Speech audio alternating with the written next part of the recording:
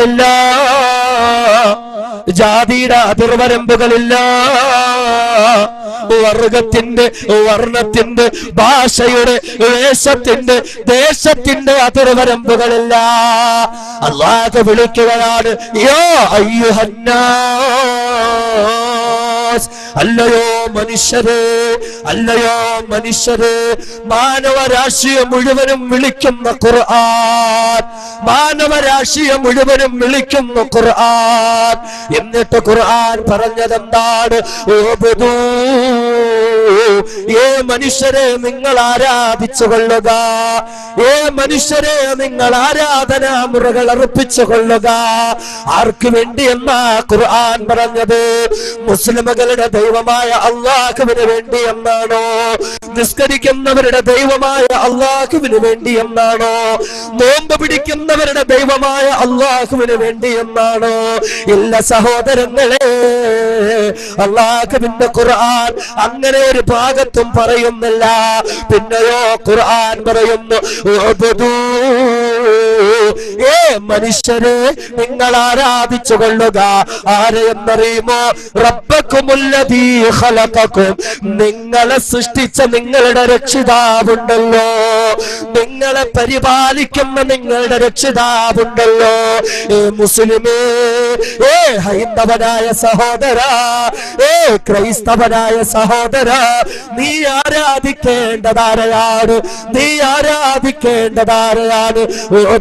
റബ്ബക്കുമുല്ലദീ ഖലഖക്കും, നിന്നെ സൃഷ്ടിച്ചതാരാണോ, നിന്നെ പരിപാലിക്കുന്നതാരാണോ, അവരെയാണ് നിങ്ങൾ ആരാധിക്കേണ്ടതെന്ന് പറഞ്ഞുകൊണ്ട് മനുഷ്യരുടെ ദൈവങ്ങളിലേക്ക് മാനവകുലത്തെ മുഴുവനും ക്ഷണിക്കുന്ന ഖുർആൻ.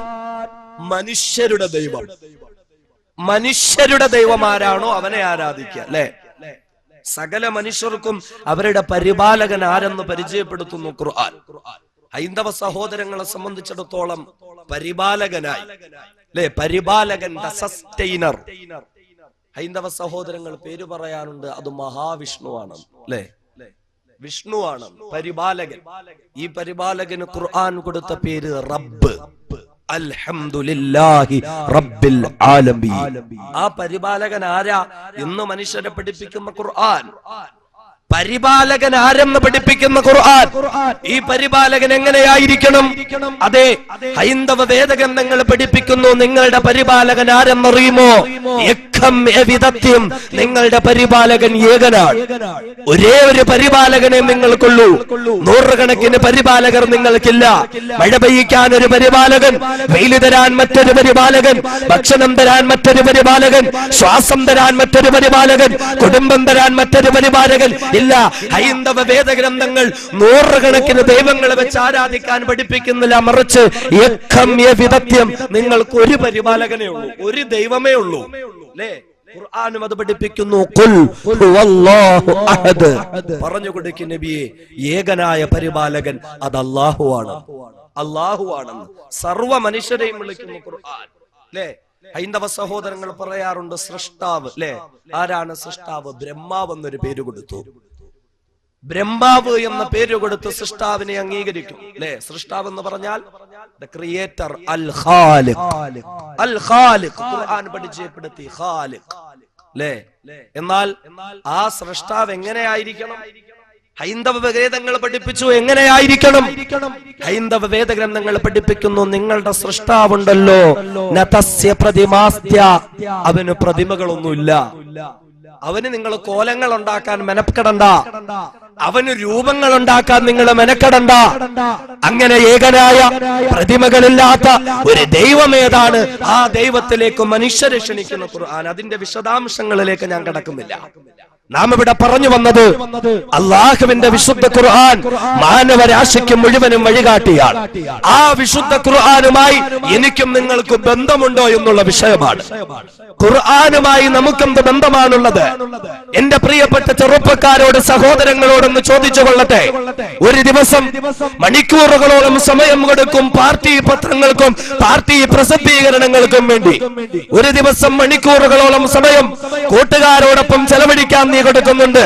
എന്നാൽ എന്റെ ചെറുപ്പക്കാരാ, ഒരു ദിവസം അല്ലാഹുവിന്റെ വിശുദ്ധ ഖുർആനിന് വേണ്ടി നീ എത്രത്തോളം സമയം കൊടുത്തിട്ടുണ്ട്? ഖുർആനിന് വേണ്ടി എത്രത്തോളം സമയം കൊടുത്തിട്ടുണ്ട്?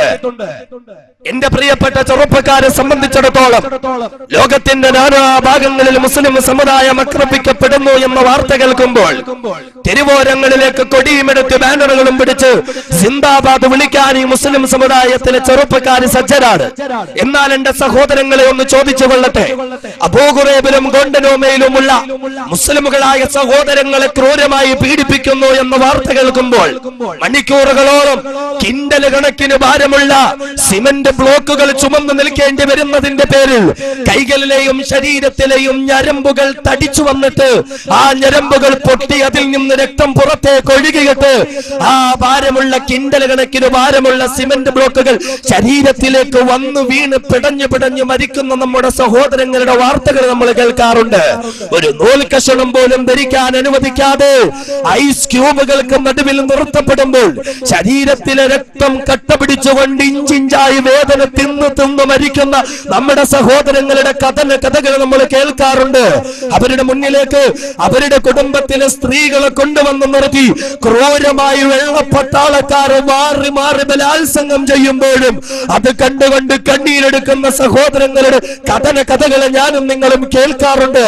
എന്നാൽ എന്റെ സഹോദരങ്ങളെ നമ്മൾക്കറിയോ, അബൂ ഖുറൈബിലും ഗോണ്ടനോമയിലുമുള്ള നമ്മുടെ പ്രിയപ്പെട്ട സഹോദരങ്ങൾ അവരെ മലമൂത്ര വിസർജനത്തിന് വേണ്ടി ടോയ്ലറ്റിലേക്ക് പോയി കഴിയുമ്പോൾ അവർക്ക് വേണ്ടി അവരുടെ ശരീരം ശുദ്ധിയാക്കാൻ വെള്ളമൊരുക്കി കൊടുക്കാതെ ചീഞ്ഞളിഞ്ഞു നാറുന്ന പാശ്ചാത്യ സംസ്കാരങ്ങളുടെ ജീവിതത്തിന്റെ ഭാഗമാക്കി മാറ്റിയ അമേരിക്കക്കാരൻ അതിന് പകരം ടിഷ്യൂ പേപ്പർ ഉപയോഗിക്കുമ്പോൾ ആ ടിഷ്യൂ പേപ്പറിനും പകരമായി ശരീരം ശുദ്ധിയാക്കാൻ വിശുദ്ധ ഖുർആൻ എടുത്ത് തുറന്നു കൊടുത്തിട്ട് ഇതിൽ നിന്നും പേപ്പറുകൾ കീറിയെടുത്തുകൊണ്ട് ശരീരം ശുദ്ധിയാക്കാൻ പറയുമ്പോൾ ഒരിക്കൽ പോലും അമേരിക്കക്കാരന്റെ കാലിൽ കെട്ടിപ്പിടിച്ച് പൊട്ടിക്കരയാത്ത സഹോദരങ്ങൾ വിശുദ്ധ ഖുർആൻ എടുത്ത് നെഞ്ചോട് ചേർത്ത് പിടിച്ച് പൊട്ടിക്കരയുമ്പോൾ അമേരിക്കക്കാരൻ തോക്ക് തിരിച്ചു പിടിച്ച് തോക്കിന്റെ പാത്തി കൊണ്ട് തലയുടെ രണ്ടു വശത്തേക്ക് മാഞ്ഞാൻ അടിക്കുമ്പോൾ കാതുകളിലൂടെയും മൂക്കുകളിലൂടെയും രക്തം ഇങ്ങനെ പുറത്തേക്ക് ചീറ്റയിട്ട് അമേരിക്കൻ തടങ്കൽ പാളയങ്ങളുടേതായ ഇരുണ്ട മുറികളുടെ 4 ചുവരുകളിലേക്കും ആ രക്തം ഇങ്ങനെ ചീറ്റി തെറിക്കുമ്പോൾ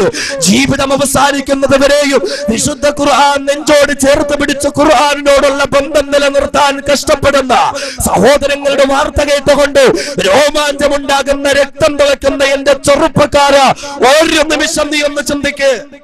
നിനക്ക് ഖുർആനുമായിട്ട് ബന്ധമുണ്ടോ? ഖുർആനുമായിട്ട് ബന്ധമുണ്ടോ? പള്ളിയിലേക്ക് പോകുമ്പോ ഖുർആൻ ഓതാൻ സമയമുണ്ടോ? വീട്ടിലിരിക്കുമ്പോ ഖുർആൻ ഓതാൻ സമയമുണ്ടോ? എന്റെ സഹോദരിമാർ മഗ്രിബിന് ഇശാഇനിടയിലുള്ള പുണ്യമായ സമയത്ത് പോലും അല്ലാഹുവിനെ മറന്ന് റസൂലുള്ളാഹിനെ വെറുത്തുകൊണ്ട് ടിവി സീരിയലുകൾക്കും റിയാലിറ്റി ഷോകൾക്കും വേണ്ടി സമയം കൊടുക്കുന്ന എന്റെ പ്രിയപ്പെട്ട ഉമ്മ പെങ്ങന്മാരോടൊന്ന് ചോദിക്കട്ടെ, ഖുർആനിന് വേണ്ടി കൊടുക്കാൻ സമയമുണ്ടോ? ഖുർആനിന് വേണ്ടി കൊടുക്കാൻ സമയമുണ്ടോ? ഖുർആനുമായി ബന്ധം വെക്കാൻ പറ്റണം നമുക്ക്. അപ്പോഴാണ് നമുക്ക് മഹത്വം ഉണ്ടാകുന്നത്. അല്ലാതെ മുസ്ലിം എന്ന് പറഞ്ഞു നടന്നിട്ടൊന്നും ഒരു കാര്യമില്ല. ഞാൻ സത്യവിശ്വാസിയാണെന്ന് പറഞ്ഞു നടന്നിട്ടൊന്നും ഒരു കാര്യമില്ല. ഖുർആനുമായി ബന്ധപ്പെടുമ്പോഴാണ് മനുഷ്യർക്ക് മഹത്വം ഉണ്ടാകുന്നത്. ഖുർആനുമായി ബന്ധപ്പെടുമ്പോഴാണ് സകല വസ്തുക്കൾക്കും മഹത്വം ഉണ്ടാകുന്നത്. അതേ സഹോദരങ്ങളെ, നമുക്കറിയുമല്ലോ വിശുദ്ധമായ റമദാൻ മാസത്തെ എനിക്കും നിങ്ങൾക്കും എങ്ങനെയാണ് പരിചയപ്പെടുത്താനുള്ളത്? അതേ മാസങ്ങളുടെ നേതാവായ റമദാൻ അല്ലാഹുവിന്റെ ഭാഗത്തു നിന്നും പുണ്യങ്ങളുടെ പൂമാരി ഭൂമിയിലേക്ക് വർഷിക്കപ്പെടുന്ന റമദാനെ എനിക്കും നിങ്ങൾക്കും പരിചയപ്പെടുത്താനുള്ളത് അപ്രകാരമാണെങ്കിൽ അതേ റമദാൻ എന്ന് പറയുന്നത് നോമ്പ് നിർബന്ധമാക്കപ്പെട്ട മാസമാ, തറാവീഹിന്റെ മാസമാണ് റമദാൻ, മഗ്ഫിറത്തിന്റെ മാസമാണ് റമദാൻ, റഹ്മത്തിന്റെ മാസമാണ് റമദാൻ, നരകമോചനത്തിന്റെ മാസമാണ് റമദാൻ, സ്വർഗ കവാടങ്ങൾ മലർക്ക് തുറക്കപ്പെടുന്ന മാസമാണ് റമദാൻ. ജിബ്രീലിന്റെ നേതൃത്വത്തിന് മാലാഖമാർ ഭൂമിയിലേക്ക് ഇറങ്ങി വരുന്ന മാസമാണ് റമദാൻ. എനിക്കും നിങ്ങൾക്കും റമദാനെ ഇപ്രകാരമാണ് പരിചയപ്പെടുത്താനുള്ളതെങ്കിൽ അല്ലാഹു റബ്ബുൽ ഇസ്സത്ത് റമളാനെ പരിചയപ്പെടുത്തുന്നത് എങ്ങനെയാണ്? ശഹ്റു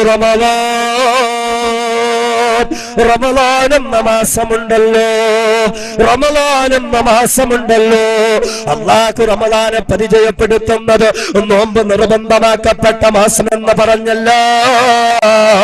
അല്ലാഹു റമളാനെ പരിചയപ്പെടുത്തുന്നത് തറാവീഹിന്റെ മാസം എന്ന് പറഞ്ഞല്ല, നരകമോചനത്തിന്റെ മാസം എന്ന് പറഞ്ഞല്ല, സ്വർഗ്ഗ കവാടങ്ങൾ തുറക്കപ്പെടുന്ന മാസം എന്ന് പറഞ്ഞല്ല. അല്ലാഹു റമളാനെ പരിചയപ്പെടുത്തുന്നത് അതേ ലൈലത്തുൽ ഖദ്റിന്റെ മാസം എന്ന് പറഞ്ഞല്ല.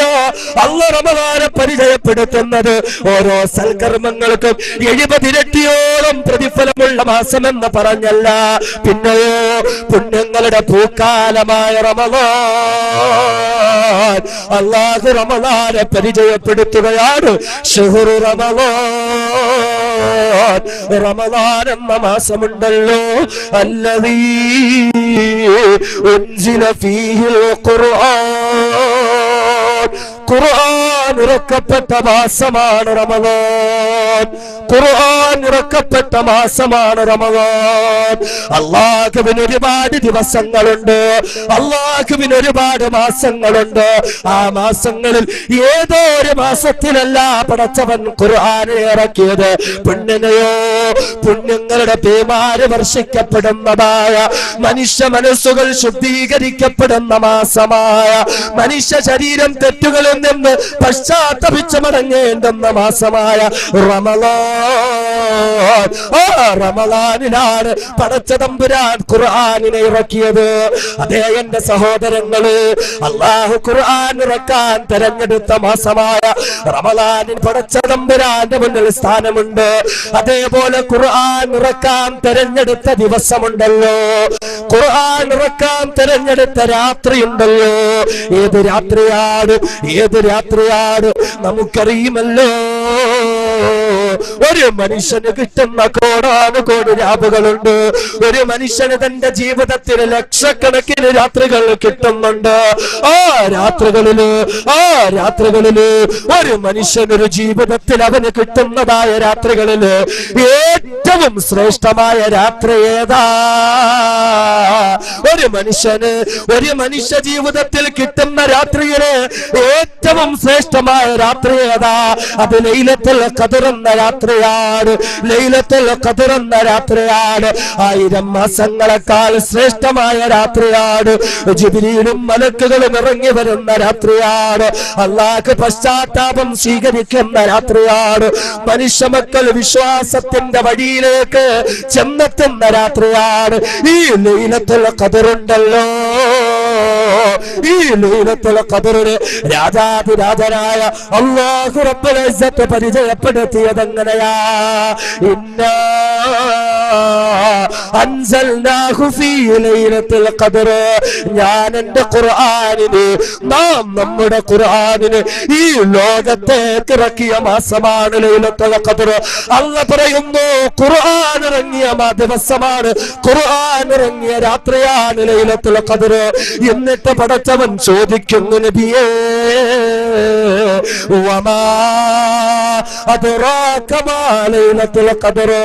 എന്റെ ഖുർആൻ ഇറങ്ങിയ രാത്രിയായ ലൈലത്തുൽ ഖദ്ർ ഉണ്ടല്ലോ, ആ ലൈലത്തുൽ ഖദ്റിന്റെ മഹത്വം അറിയുമോ നബിയേ? ലൈലത്തുൽ ഖദ്ർ ഖൈറും മിൻ അൽഫി ശഹ്ർ. ഞാൻ എന്റെ ഖുർആൻ ഇറക്കിയ ലൈലത്തുൽ ഖദ്ർ 1000 മാസങ്ങളെക്കാൾ പുണ്യം നിറഞ്ഞ രാത്രിയാണ്.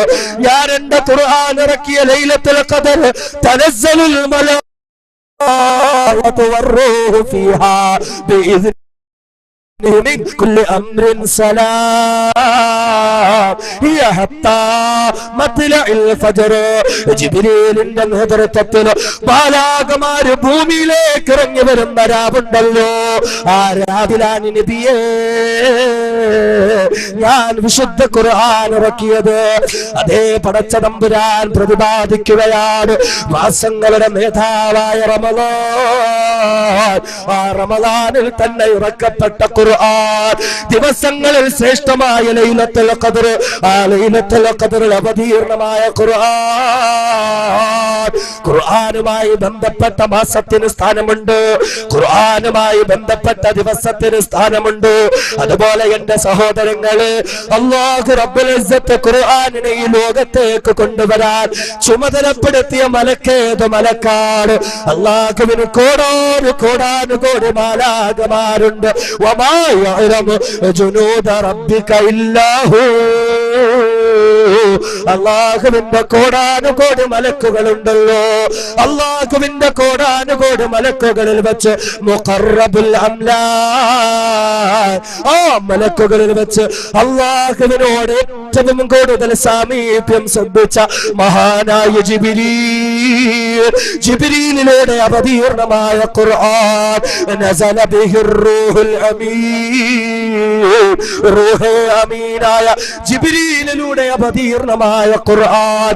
ഏത് ജിബ്രീലാണ്?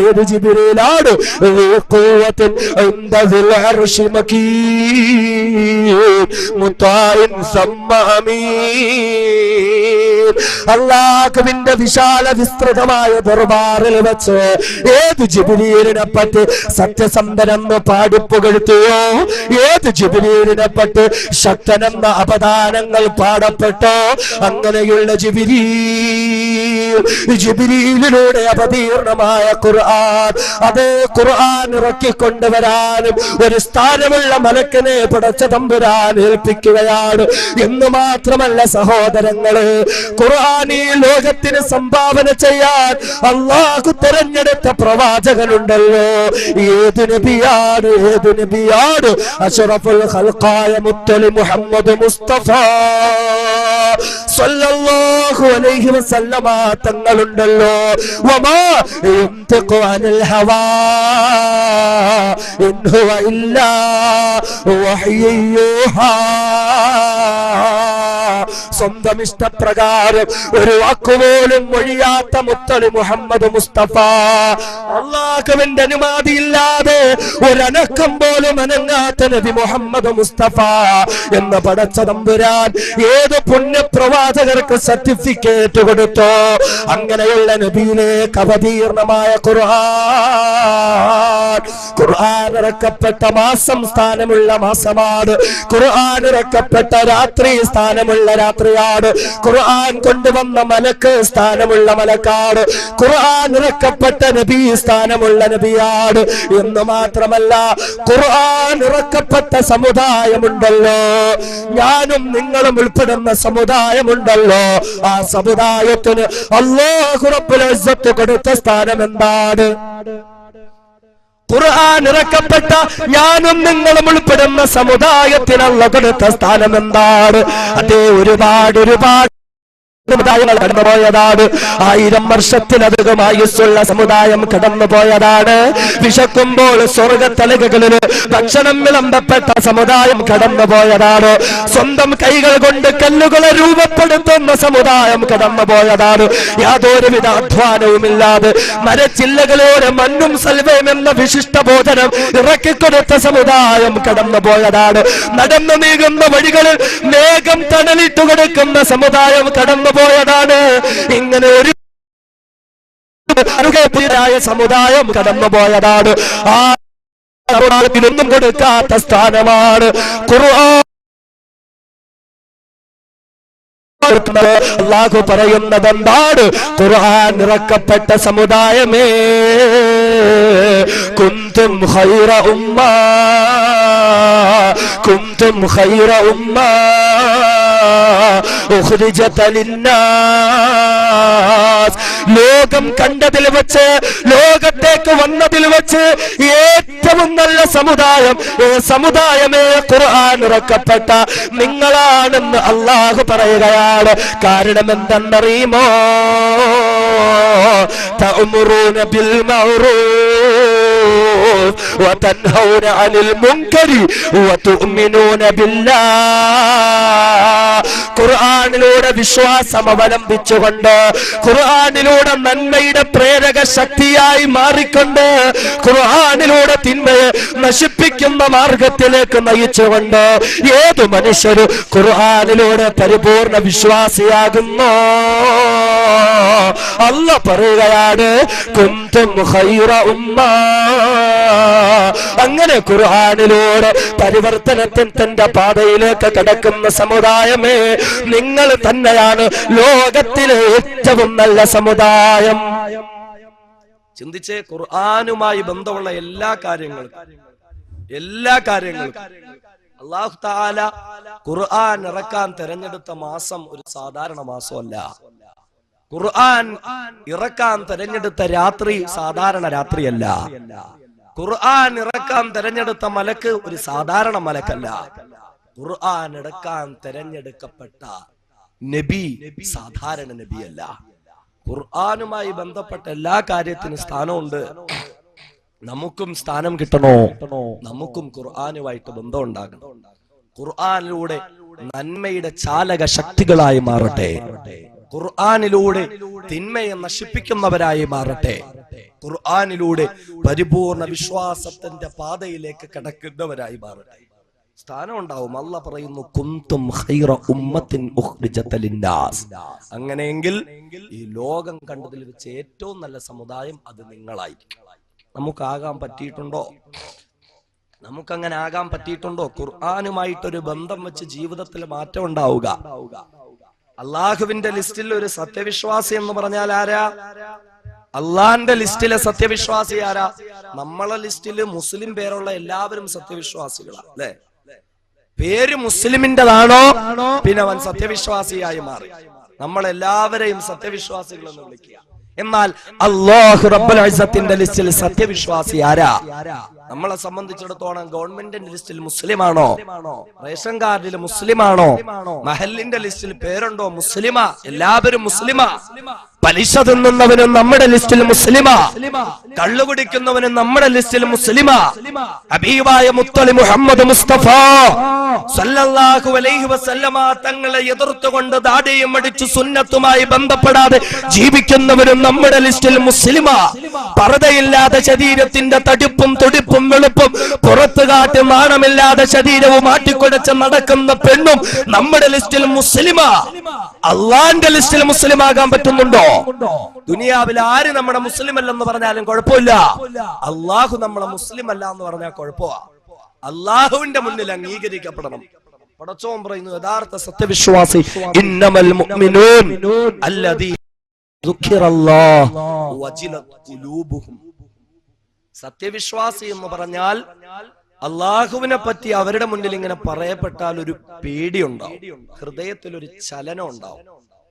ചലനം ഉണ്ടാവും, അള്ളാഹുവിനെ പറ്റി ഇങ്ങനെ കേൾക്കുമ്പോൾ, അള്ളാഹുവിന്റെ വിധിവിലക്കുകൾ ചർച്ച ചെയ്യപ്പെടുമ്പോൾ, അള്ളാഹുവിന്റെ ശിക്ഷയുടെ കേദാരമായ നരകത്തെ പറ്റി ചർച്ച ചെയ്യുമ്പോൾ ഹൃദയത്തിൽ ഇങ്ങനെ ഒരു പേടി ഉണ്ടാവും. പേടിയോടുകൂടി എഴുന്നേറ്റ് പോകുന്നവരാ സത്യവിശ്വാസികൾ, അല്ലെ? നമുക്കതൊക്കെ ഉണ്ടോ? 2 ദിവസമായിട്ട് മരണത്തെ പറ്റി കേട്ടു, ഖബറിനെ പറ്റി കേട്ടു, വിചാരണയെ പറ്റി കേട്ടു, നാം മറന്നുകൊണ്ടിരിക്കുന്ന മഹാസത്യങ്ങളെ പറ്റി കേട്ടു. എന്ത് മാറ്റമാ നമുക്കുണ്ടായേ? ലോകത്ത് എവിടെയൊക്കെ വൗലുണ്ടോ, ഈ പരിസരത്ത് എവിടെയൊക്കെ വൗലുണ്ടോ അവിടെയൊക്കെ ആളാണ്. എല്ലായിടത്തും നമ്മൾ വൗല് കേൾക്കാൻ പോവും. പക്ഷെ എന്ത് മാറ്റം നമുക്കുണ്ടായി?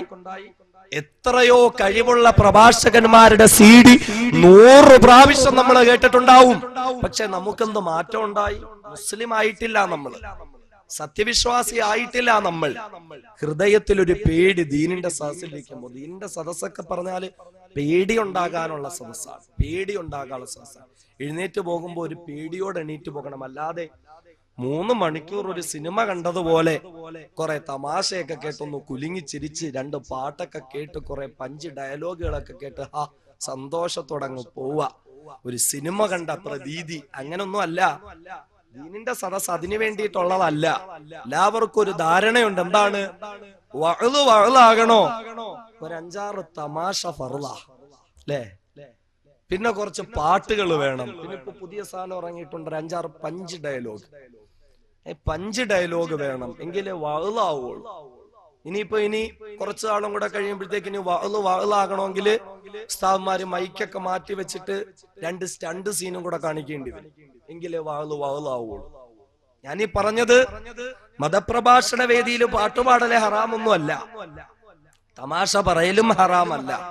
പറയാം, സദസ്സിനൊരു ഉണർവുണ്ടാകും. തമാശയൊക്കെ കേട്ടൊന്ന് കുലുങ്ങുമ്പോ, അടുത്തിരിക്കുന്ന ആള് കുലുങ്ങുമ്പോ ഉറങ്ങിക്കൊണ്ടിരിക്കുന്ന കാക്ക ഉണരുമല്ലോ, അപ്പൊ കുഴപ്പമില്ല, സദസ്സൊന്ന് ഉണർന്നോട്ടെ. സദസ്സിനൊരു ഉന്മേഷം ഉണ്ടാകാൻ വേണ്ടി പറയാം, തെറ്റൊന്നുമില്ല. പക്ഷേ ഒരു ദീനിയായ സദസ്സിന്റെ ഏറ്റവും വലിയ ലക്ഷ്യം എന്ന് പറഞ്ഞാൽ പേടി ഉണ്ടാകണം, പടച്ചോനെ പേടി ഉണ്ടാകണം, തഖ്വ ഉണ്ടാക്കിയെടുക്കാൻ പറ്റണം. അവനാ ഒരു സത്യവിശ്വാസി. ശേഷം അല്ലാഹു തആല പറയുന്നു, ഒരു സത്യവിശ്വാസിയുടെ അടയാളം വഇദാ തുലിയത് അലൈഹിം ആയാതുഹു സാദത്ഹും ഈമാനാ വഅലാ റബ്ബിഹിം യതവക്കലൂൻ. ഒരു സത്യവിശ്വാസിയുടെ അടയാളം, അവരുടെ മുന്നിൽ ഖുർആനിന്റെ ആയത്തുകൾ ഇങ്ങനെ ഓതപ്പെട്ടാൽ ഈമാൻ ഇങ്ങനെ വർദ്ധിക്കും. ഈമാനിൽ വർധനവുണ്ടാകും, വിശ്വാസത്തിലൊരു മാറ്റം ഉണ്ടാകും. വിശുദ്ധ ഖുർആൻ കേട്ടുകൊണ്ട് വിശ്വാസത്തിൽ വേലിയേറ്റങ്ങൾ സൃഷ്ടിക്കപ്പെടുന്നവരാണ് യഥാർത്ഥ മുസ്ലിം എന്ന് വിശുദ്ധ ഖുർആൻ. നമുക്ക് പറ്റുന്നുണ്ടോ ഖുർആൻ കേട്ടിട്ടൊരു മാറ്റം ഉണ്ടാവുക? നമ്മൾ ചിന്തിച്ചേ, റമളാൻ വരും അല്ലെ, റമളാൻ വരും. റമളാനില് തറാവീഹിന് എല്ലാരും പള്ളിയിലുണ്ടാവും. ആദ്യത്തെ ദിവസം പള്ളിയിലുണ്ടാകും. 20 റക്അത്ത് തറാവീഹ് നിസ്കരിച്ചു. 20 റക്അത്തിലും ഖുർആൻ കേട്ടു. 20 റക്അത്തിലും ഖുർആൻ കേട്ടു. ആദ്യത്തെ ദിവസം ഒരു 3-4 സഫൊക്കെ ഉണ്ടാവും അല്ലെ. ഖുർആനൊക്കെ കേട്ട് ഈമാനിൽ ഇങ്ങനെ വർധനവുണ്ടായി. രണ്ടാമത്തെ ദിവസം വന്നു, ഒക്കെ ഈമാനിൽ വർധനവുള്ളായതുകൊണ്ട് സഫിൽ അങ്ങ് ആള് കുറയ അല്ലെ. ഈമാൻ വർദ്ധിച്ചപ്പോ നിസ്കാരത്തിന് ആളില്ല. രണ്ടാമത്തെ ദിവസം കുറച്ചുകൂടെ കുറയും, മൂന്നാമത്തെ ദിവസം കുറച്ചുകൂടെ കുറയും. പിന്നെ ആളെ കിട്ടണമെങ്കിൽ 17-ാം രാവോ 27-ാം രാവോ വരണം. അത് ഖുർആനിനോടുള്ള താല്പര്യം കൊണ്ടല്ല, ബിരിയാണിയോടുള്ള താല്പര്യം കൊണ്ടുവാ. അല്ലാഹു തആല കാത്തുരക്ഷിക്കട്ടെ. മുസ്ലിം ആകാൻ പറ്റണം നമുക്ക്, ഖുർആനിലൂടെ മാറ്റമുണ്ടാകട്ടെ നമുക്ക്. വിശുദ്ധമായ ഖുർആൻ ഈ ലോകത്തുണ്ടാക്കിയെടുത്ത മഹത്തായ ഒരുപാട് അത്ഭുതങ്ങൾ നമ്മൾ മനസ്സിലാക്കണം സഹോദരങ്ങളെ. ഖുർആൻ എത്രയോ മനുഷ്യ മനസ്സുകളിൽ മാറ്റം ഉണ്ടാക്കി. ഖുർആൻ എത്രയോ മനുഷ്യ മനസ്സുകളിൽ അല്ലാഹു റബ്ബുൽ ഇസ്സത്തിനെ പറ്റിയുള്ള വിശ്വാസത്തിന്റെ വെളിച്ചം വീശിക്കൊടുക്കാൻ കാരണമായി മാറി. നമുക്കങ്ങനെ പറ്റുന്നുണ്ടോ ഖുർആനിലൂടെ വിശ്വാസത്തിലേക്ക് കടക്കാൻ, ഖുർആനിലൂടെ മനുഷ്യത്വത്തിലേക്ക് കടക്കാൻ? അറിയുമോ, പടച്ച തമ്പുരാൻ ഖുർആൻ ഇറക്കി തന്നത് നമ്മുടെ മനസ്സുകളിൽ മാറ്റമുണ്ടാക്കാനാണെങ്കിൽ, ഒരിക്കൽ പോലും ഖുർആൻ ഓതിക്കൊണ്ട മനസ്സുകളിൽ മാറ്റമില്ലാത്ത സഹോദരങ്ങള്, ഒരിക്കൽ പോലും ഖുർആനിനെ പഠന വിധേയമാക്കി വിശ്വാസത്തിന്റെ പൂർത്തീകരണത്തിലേക്ക് കടക്കാൻ കഴിയാത്ത എന്റെ പ്രിയപ്പെട്ട സഹോദരങ്ങള്, അല്ലാഹു റബ്ബുൽ ഇസ്സത്ത് പറഞ്ഞതെന്തെന്നറിയുമോ? അതേ, നമുക്ക് വേണ്ടി ഇറക്കി തന്ന ഖുർആൻ ഉണ്ടല്ലോ, ഏത് ഖുർആനിലൂടെ നമുക്ക് ഭയമുണ്ടാകുന്നില്ലയോ, ഏത് ഖുർആനിലൂടെ നമുക്ക് മാറ്റമുണ്ടാകുന്നില്ലയോ? അല്ലാഹു പറയുകയാണ്, ഇതേ ഖുർആനിൽ ലൗ അൻസൽനാ ഹാദൽ ഖുർആന അലാ ജബൽ, ഈ വിശുദ്ധമായ ഖുർആനിനെ ഞാൻ മനുഷ്യർക്ക് ഇറക്കി കൊടുത്തതിന് പകരം കുറെ പാറക്കല്ലുകളിലേക്ക് ഇറക്കിയിരുന്നെങ്കിലോ, കുറെ പർവ്വതങ്ങളിലേക്ക് ഇറക്കിയിരുന്നെങ്കിലോ, കുറെ ഹിമ മൂടിക്കിടക്കുന്നതായ മലമുകളിലേക്ക് ഇറക്കി കൊടുത്തിരുന്നെങ്കിലോ, അല്ലാഹു പറയുകയാണ്,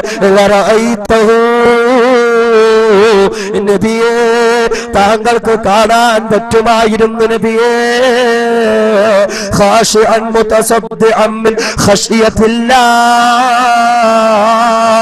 അല്ലാഹുവിനെ ഭയപ്പെട്ടുകൊണ്ട്, അല്ലാഹുവിനെ ഭയപ്പെട്ടുകൊണ്ട് ഓ പർവ്വതങ്ങൾ വിറച്ചു പോകും നബിയേ, ഓ പർവ്വതങ്ങൾ കുലുങ്ങിപ്പോകും നബിയേ. ഖുർആനിലൂടെ കുലുക്കമില്ലാത്ത മനുഷ്യ, ഖുർആനിലൂടെ അല്ലാഹുവിനെ ഭയമില്ലാത്ത മനുഷ്യ, ഒന്ന് ചിന്തയ്ക്ക് പർവ്വതങ്ങൾക്ക് പോലും ഖുർആൻ ഇറക്കപ്പെട്ടാൽ ഭയമുണ്ടാകുന്നെങ്കിൽ, പർവ്വതങ്ങൾ പോലും കിടുകിടാ വിറക്കപ്പെട്ടു പോകുന്നെങ്കിൽ, കരിങ്കല്ലുകളെക്കാൾ കടുകടുത്ത ഹൃദയങ്ങളുമായി ജീവിക്കുന്ന നമുക്ക് ഖുർആനിലൂടെ മാറ്റം വരാത്തതുണ്ട്. ഖുർആനിലൂടെ വിദ്യാ ഇതിഹാസത്തിന്റെ വ്യതിയാനത്തിന്റെ വിശ്വാസത്തിന്റെ മാറ്റൽ മുഴങ്ങാത്തതെന്ത് അറിയുമോ? വിശുദ്ധ ഖുർആൻ ഈ ലോകത്തെ പരിപൂർണ മനുഷ്യത്വത്തിലേക്ക് നയിക്കുന്ന ഖുർആൻ. അല്ലാഹു തആല ഖുർആനിനെ തുടങ്ങിയത് എങ്ങനെയാണ്? വിശുദ്ധ ഖുർആനിൽ ഒന്നാമത്തെ അധ്യായത്തിന്റെ പേര് സൂറത്തുൽ ബഖറ. അത് പശു എന്ന പേരിലാണ്. ഒരു നാൽക്കാലി മൃഗത്തിന്റെ പേരിൽ തുടങ്ങുന്ന ഖുർആൻ. ഒരു നാൽക്കാലി മൃഗത്തിന്റെ പേരിൽ തുടക്കം കുറിക്കുന്ന ഖുർആൻ. ആ ഖുർആൻ പശുവിന്റെ പേരിൽ തുടങ്ങിയെങ്കിൽ ഒന്നാമത്തെ അധ്യായത്തിന്റെ പേര് പശു എന്നാണെങ്കിൽ അവിടെ നിന്നിങ്ങനെ സഞ്ചരിച്ച് മനുഷ്യ മനസ്സുകളിൽ മാറ്റത്തിന്റെ മാറ്റം മുഴക്കിക്കൊണ്ട് ഖുർആൻ സഞ്ചരിക്കുമ്പോൾ 114 അധ്യായങ്ങൾ പരിപൂർണമാകുമ്പോൾ ഏറ്റവും അവസാനത്തെ അധ്യായത്തിന് അല്ലാഹു റബ്ബുൽ ഇസ്സത്ത് ഇട്ടിരിക്കുന്ന പേരെന്താണ്? സൂറത്തുൻ നാസ്. സൂറത്തുൻ നാസ്. അതേ മനുഷ്യൻ എന്ന പേരാണ്. മനുഷ്യൻ എന്ന പേരാണ്. പശുവിൽ തുടങ്ങി മനുഷ്യനിൽ അവസാനിക്കുന്ന ഖുർആൻ. അതേ ഒരു നാൽക്കാലി മൃഗത്തെ പോലെ അതപ്പതിച്ച ജീവിതത്തിൻ്റെതായ മാർഗങ്ങളിലൂടെ സഞ്ചരിച്ച ഇരുകാലി മൃഗങ്ങളായ മർത്യരുണ്ടല്ലോ, അവരെങ്ങനെ പരിവർത്തനത്തിന്റെ പാതയിലൂടെ കൈപിടിച്ചു കൊണ്ടുപോയി പരിപൂർണ മനുഷ്യരാക്കുന്ന ഖുർആൻ. അതുകൊണ്ട് സഹോദരങ്ങളെ, നമുക്ക് മാറ്റമുണ്ടാകട്ടെ. ഖുർആനിലൂടെ നമുക്ക് മാറ്റമുണ്ടാകട്ടെ. ഖുർആനിലൂടെ പരിപൂർണ മനുഷ്യരാകാൻ നമുക്ക് കഴിയട്ടെ. അറിയുമോ എന്റെ പ്രിയപ്പെട്ട സഹോദരിമാരെ, മഗ്‌രിബ് ഇശാഇനിടയിലുള്ള പുണ്യമായ സമയങ്ങളും സന്ദർഭങ്ങളിലും റിയാലിറ്റി ഷോകൾക്ക് വേണ്ടി കൊടുക്കുന്ന സഹോദരി, കുങ്കുമപ്പൂവിലും നന്ദനത്തിനും വേണ്ടി തുലച്ചു കളയുന്ന പ്രിയപ്പെട്ട സഹോദരി, അറിയുമോ ഈ ലോകത്ത് വഴികെട്ട ജീവിതം നയിച്ച ഒരുപാട് സ്ത്രീകൾ ഉണ്ടായിരുന്നു. അല്ലാഹുവിനെ അറിയാത്ത, റസൂലുള്ളാഹിനെ അറിയാത്ത, വിശുദ്ധ ദീനുൽ ഇസ്ലാമിനെ നശിപ്പിക്കാൻ വേണ്ടി ജീവിതം മാറ്റിവെച്ച മനുഷ്യരുണ്ടായിരുന്നു. അറിയുമോ എന്റെ സഹോദരി, ഒരു കാലത്ത് ഇസ്ലാമിന്റെ ശത്രുക്കളായ അമേരിക്കയ്ക്ക് വേണ്ടി ചാരപ്രവർത്തനം നടത്തിയിരുന്ന ഒരു പെണ്ണ്, അന്താരാഷ്ട്ര ചാനലുകൾക്ക് വേണ്ടി ഇസ്ലാമിനെതിരെ പരിപാടികൾ അവതരിപ്പിച്ചിരുന്ന ഒരു പെണ്ണ്. ആ പെണ്ണതാ ഒരിക്കൽ മുസ്ലിമുകളുടെ കൈകളിൽ അകപ്പെട്ടു പോവുകയാണ്. അവരുടെ കയ്യിലേക്ക് വിശുദ്ധ ഖുർആൻ എത്തിച്ചേർക്കപ്പെടുകയാണ്. അവരതാ ഖുർആൻ പഠിക്കുകയാണ്. അവരതാ ഖുർആൻ മനസ്സിലാക്കുകയാണ്. അങ്ങനെ ഇസ്ലാം നശിക്കാനുള്ളതാണ് എന്ന് പറഞ്ഞുകൊണ്ട് പരിപാടികൾ അവതരിപ്പിച്ച ഒരു പെണ്ണിന് ഇവോൺ റിഡ്ലി എന്ന പേരിൽ ഇസ്ലാമിന്റെ വെള്ളരി പ്രാവാക്കി മാറ്റിയ ഖുർആൻ. എന്റെ സഹോദരി, ഖുർആനിലൂടെ നിന്റെ ജീവിതത്തിൽ മാറ്റം വരാത്തത്? എന്തോ ഖുർആനിലൂടെ നിന്റെ ജീവിതത്തിൽ പരിശുദ്ധി കടന്നു വരാത്തത് എന്ന് മാത്രമല്ല, അറിയുമോ ഒരു കാലത്ത് ചീഞ്ഞളിഞ്ഞു നാറുന്ന പാശ്ചാത്യ സംസ്കാരങ്ങൾ ജീവിതത്തിന്റെ ഭാഗമാക്കിക്കൊണ്ട് ജീവിച്ചിരുന്ന ഒരു പെണ്ണ്, അമേരിക്കക്കാരുടെ കയ്യിലെ കളിപ്പാവയായിരുന്ന ഒരു പെണ്ണ്, അവസാനം ഖുർആൻ അറിയുകയാണ്, ഖുർആൻ പഠിക്കുകയാണ്. അങ്ങനെ ആ പെണ്ണിൽ മാറ്റം വരികയാണ്. ഇന്നുതാ മർഹൂമ മറിയം ജമീല എന്ന പേരിൽ അല്ലാഹുവിന്റെ വിശുദ്ധ ദീനുൽ ഇസ്ലാമിന്റെ അറിയപ്പെട്ട ഒരു പ്രബോധകയായി മാറിയിരിക്കുകയാണ്. എന്തുകൊണ്ടാ സഹോദരി നമ്മുടെ ജീവിതത്തിൽ ഖുർആനിന് മാറ്റമില്ലാത്തത്? അറിയുമല്ലോ, കേരള സംസ്ഥാനത്തിൽ നിന്നും മലയാള സാഹിത്യത്തെ ലോകത്തിന്റെ നെറുകയിലേക്ക് കടത്തിക്കൊണ്ടുപോയ ഒരു സ്ത്രീയെ പറ്റി അറിയുമല്ലോ. മലയാള സാഹിത്യത്തിന്റെ മാണിക്യക്കല്ലായിരുന്ന തൃശൂർ ജില്ലയിലെ പുന്നയൂർക്കുളത്തെ നാലപ്പാട്ട് കുടുംബത്തിൽ മാധവിക്കുട്ടി എന്ന പേരുള്ള പെണ്ണിനെ നിങ്ങൾക്കറിയുമല്ലോ. തന്റെ ആത്മകഥകളിലൂടെ വായനക്കാരുടെ ചോര ചൂട് പിടിപ്പിച്ച മാധവിക്കുട്ടിയുണ്ടല്ലോ. തന്റെ ആത്മകഥകളിലൂടെ യുവാക്കളുടെ സിരകളിലൂടെ അതേ ലഹരി പടർത്തിവിട്ട മാധവിക്കുട്ടിയുണ്ടല്ലോ. ആ മാധവിക്കുട്ടി മലയാള സാഹിത്യത്തിന്റെ മാണിക്യക്കല്ലായി ഉണ്ടായിരുന്നെങ്കിൽ അതിനേക്കാളേറെ മലയാള സാഹിത്യത്തിന്റെ മാണിക്യക്കല്ലിനേക്കാൾ ഏറെ പ്രശോഭിതമായ വാനിൽ മിന്നിത്തിളങ്ങുന്ന താരകമായ കമലാസുരയ്യ എന്ന പരിശുദ്ധ വനിതയിലേക്ക് കൈപിടിച്ച് നടത്തിയ ഖുർആൻ കഴിയട്ടെ സഹോദരിമാരെ, കഴിയട്ടെ സഹോദരി. ഖുർആനിലൂടെ നമുക്ക് മാറ്റമുണ്ടാകട്ടെ, ഖുർആനിലൂടെ നമുക്ക് മാറ്റമുണ്ടാകട്ടെ. അല്ലാഹുവിന്റെ ഖുർആൻ നമ്മുടെ മനസ്സുകളെ മാറ്റിമറിക്കട്ടെ. വേണ്ട, ഖുർആനിനെ പറ്റി അറിയാൻ പാശ്ചാത്യ ലോകങ്ങളിലേക്ക് പോകണ്ട. ഖുർആനിനെ പറ്റി അറിയാൻ മരണപ്പെട്ടു പോയ മർഹൂമ മറിയം ജമീലയിലേക്കോ മർഹൂമ കമലാ സുരയ്യയിലേക്കോ പോകണ്ട. എന്റെ സഹോദരി, ഖുർആനിലൂടെ ഉണ്ടായ ഒരു മഹാത്ഭുതത്തെ പറ്റി നിങ്ങൾക്കറിയണോ? ഖുർആനിലൂടെ മാറ്റമുണ്ടായ ഒരു മഹദിയെ പറ്റി നിങ്ങൾക്കറിയണോ? എങ്കിൽ എന്റെ സഹോദരിമാര്, ഇവിടെ നിന്നൊരു അരമണിക്കൂർ പോലും യാത്ര ചെയ്യണ്ടല്ലോ. പള്ളിക്കൽ എന്ന പ്രദേശത്തേക്കൊന്ന് പോകുമോ? പള്ളിക്കൽ എന്ന പ്രദേശത്തേക്കൊന്ന് പോകുമോ? ആ പള്ളിക്കലേക്ക് ചെന്നാൽ അവിടെ പള്ളിക്കൽ ബനാത്ത് എന്നൊരു സ്ഥാപനമുണ്ട്. ആ പള്ളിക്കൽ ബനാത്തിലേക്ക് ചെന്നാൽ ആമിന ഉമ്മ എന്ന് പേരുള്ള ആ ബനാത്തിന്റെ മതത്തിപ്പുകാരിയെ കാണാൻ കഴിയുന്നതാണ്. ആരാണ് ആമിന ഉമ്മ? ഈ വിശുദ്ധ ദീനുൽ ഇസ്ലാമിന് വേണ്ടി കേരളത്തിന്റെ വിവിധ ഭാഗങ്ങളിൽ വിശുദ്ധ ഖുർആൻ മുൻനിർത്തി, ഹദീസ് മുൻനിർത്തി അല്ലാഹുവിനെ പരിചയപ്പെടുത്തുന്ന ഒരുപാട് സ്ത്രീജനങ്ങളുടെ മനസ്സിൽ മാറ്റം വരുത്തിയ ആമിന ഉമ്മയാണ്. ആ ആമിന ഉമ്മ ഇന്ന് ഖുർആനിന്റെ സ്ഥാപനം നടത്തുകയാണ്. ആമിന ഉമ്മ നടത്തിയ ഖുർആനിന്റെ സ്ഥാപനത്തിൽ നിന്നും ഈ വിനീതന്റെ പ്രിയപ്പെട്ട ഭാര്യ ഉൾപ്പെടെ 13 പെൺകുട്ടികളാണ് വിശുദ്ധ ഖുർആൻ മുഴുവനും മനഃപ്പാഠമാക്കി ഹാഫിളാത്തുകളായി സമുദായത്തിന് സമർപ്പിക്കപ്പെട്ടതെങ്കിൽ ആമിന ഉമ്മയെ നിങ്ങൾക്കറിയുമോ? ഒരു ദിവസം പള്ളിക്കലേക്കൊന്ന് പോകുമോ? ഒരു ദിവസം ആമിന ഉമ്മയെ ഒന്ന് കാണുമോ? അറിയുമോ? ഇന്ന് ഖുർആൻ പഠിപ്പിക്കുന്ന ആമിന ഉമ്മ ഇന്ന് കേരളത്തിന്റെ വിവിധ ഭാഗങ്ങളിലേക്ക് അല്ലാഹുവിനെ പരിചയപ്പെടുത്താൻ ഒരുപാട് സാമുദായിക സംഘടനകള് 100 വിളികൾ ആമിന ഉമ്മയുടെ വീട്ടിലേക്ക് വരികയാണ്. ഒരു ദിവസം ഒന്ന് വരുമോ? ഒരു മണിക്കൂർ അള്ളാനെ പറ്റി ഞങ്ങളുടെ പെണ്ണുങ്ങൾക്കൊന്ന് ക്ലാസ് എടുക്കുമോ? കേരളക്കരയിൽ ഒരുപാട് സംഘടനകൾ കാതോർത്തിരിക്കുകയാണ്.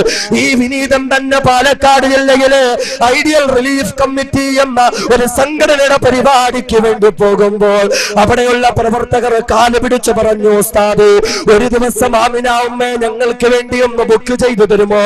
ട്രെയിനിലോ കാറിലോ സഞ്ചരിക്കേണ്ടതില്ല. തിരുവനന്തപുരത്ത് നിന്നും ഫ്ലൈറ്റിൽ യാത്ര ചെയ്ത് കോയമ്പത്തൂര് വന്ന് അവിടെ നിന്നും 1 മണിക്കൂർ AC കാറിൽ യാത്ര ചെയ്തിട്ട് ഞങ്ങളുടെ കൊല്ലങ്കോട് പ്രദേശത്തേക്ക് വന്ന് 1 മണിക്കൂർ അള്ളാനെ പറ്റി ഒന്ന് പറയാൻ ഞങ്ങൾക്ക് തരുമോ?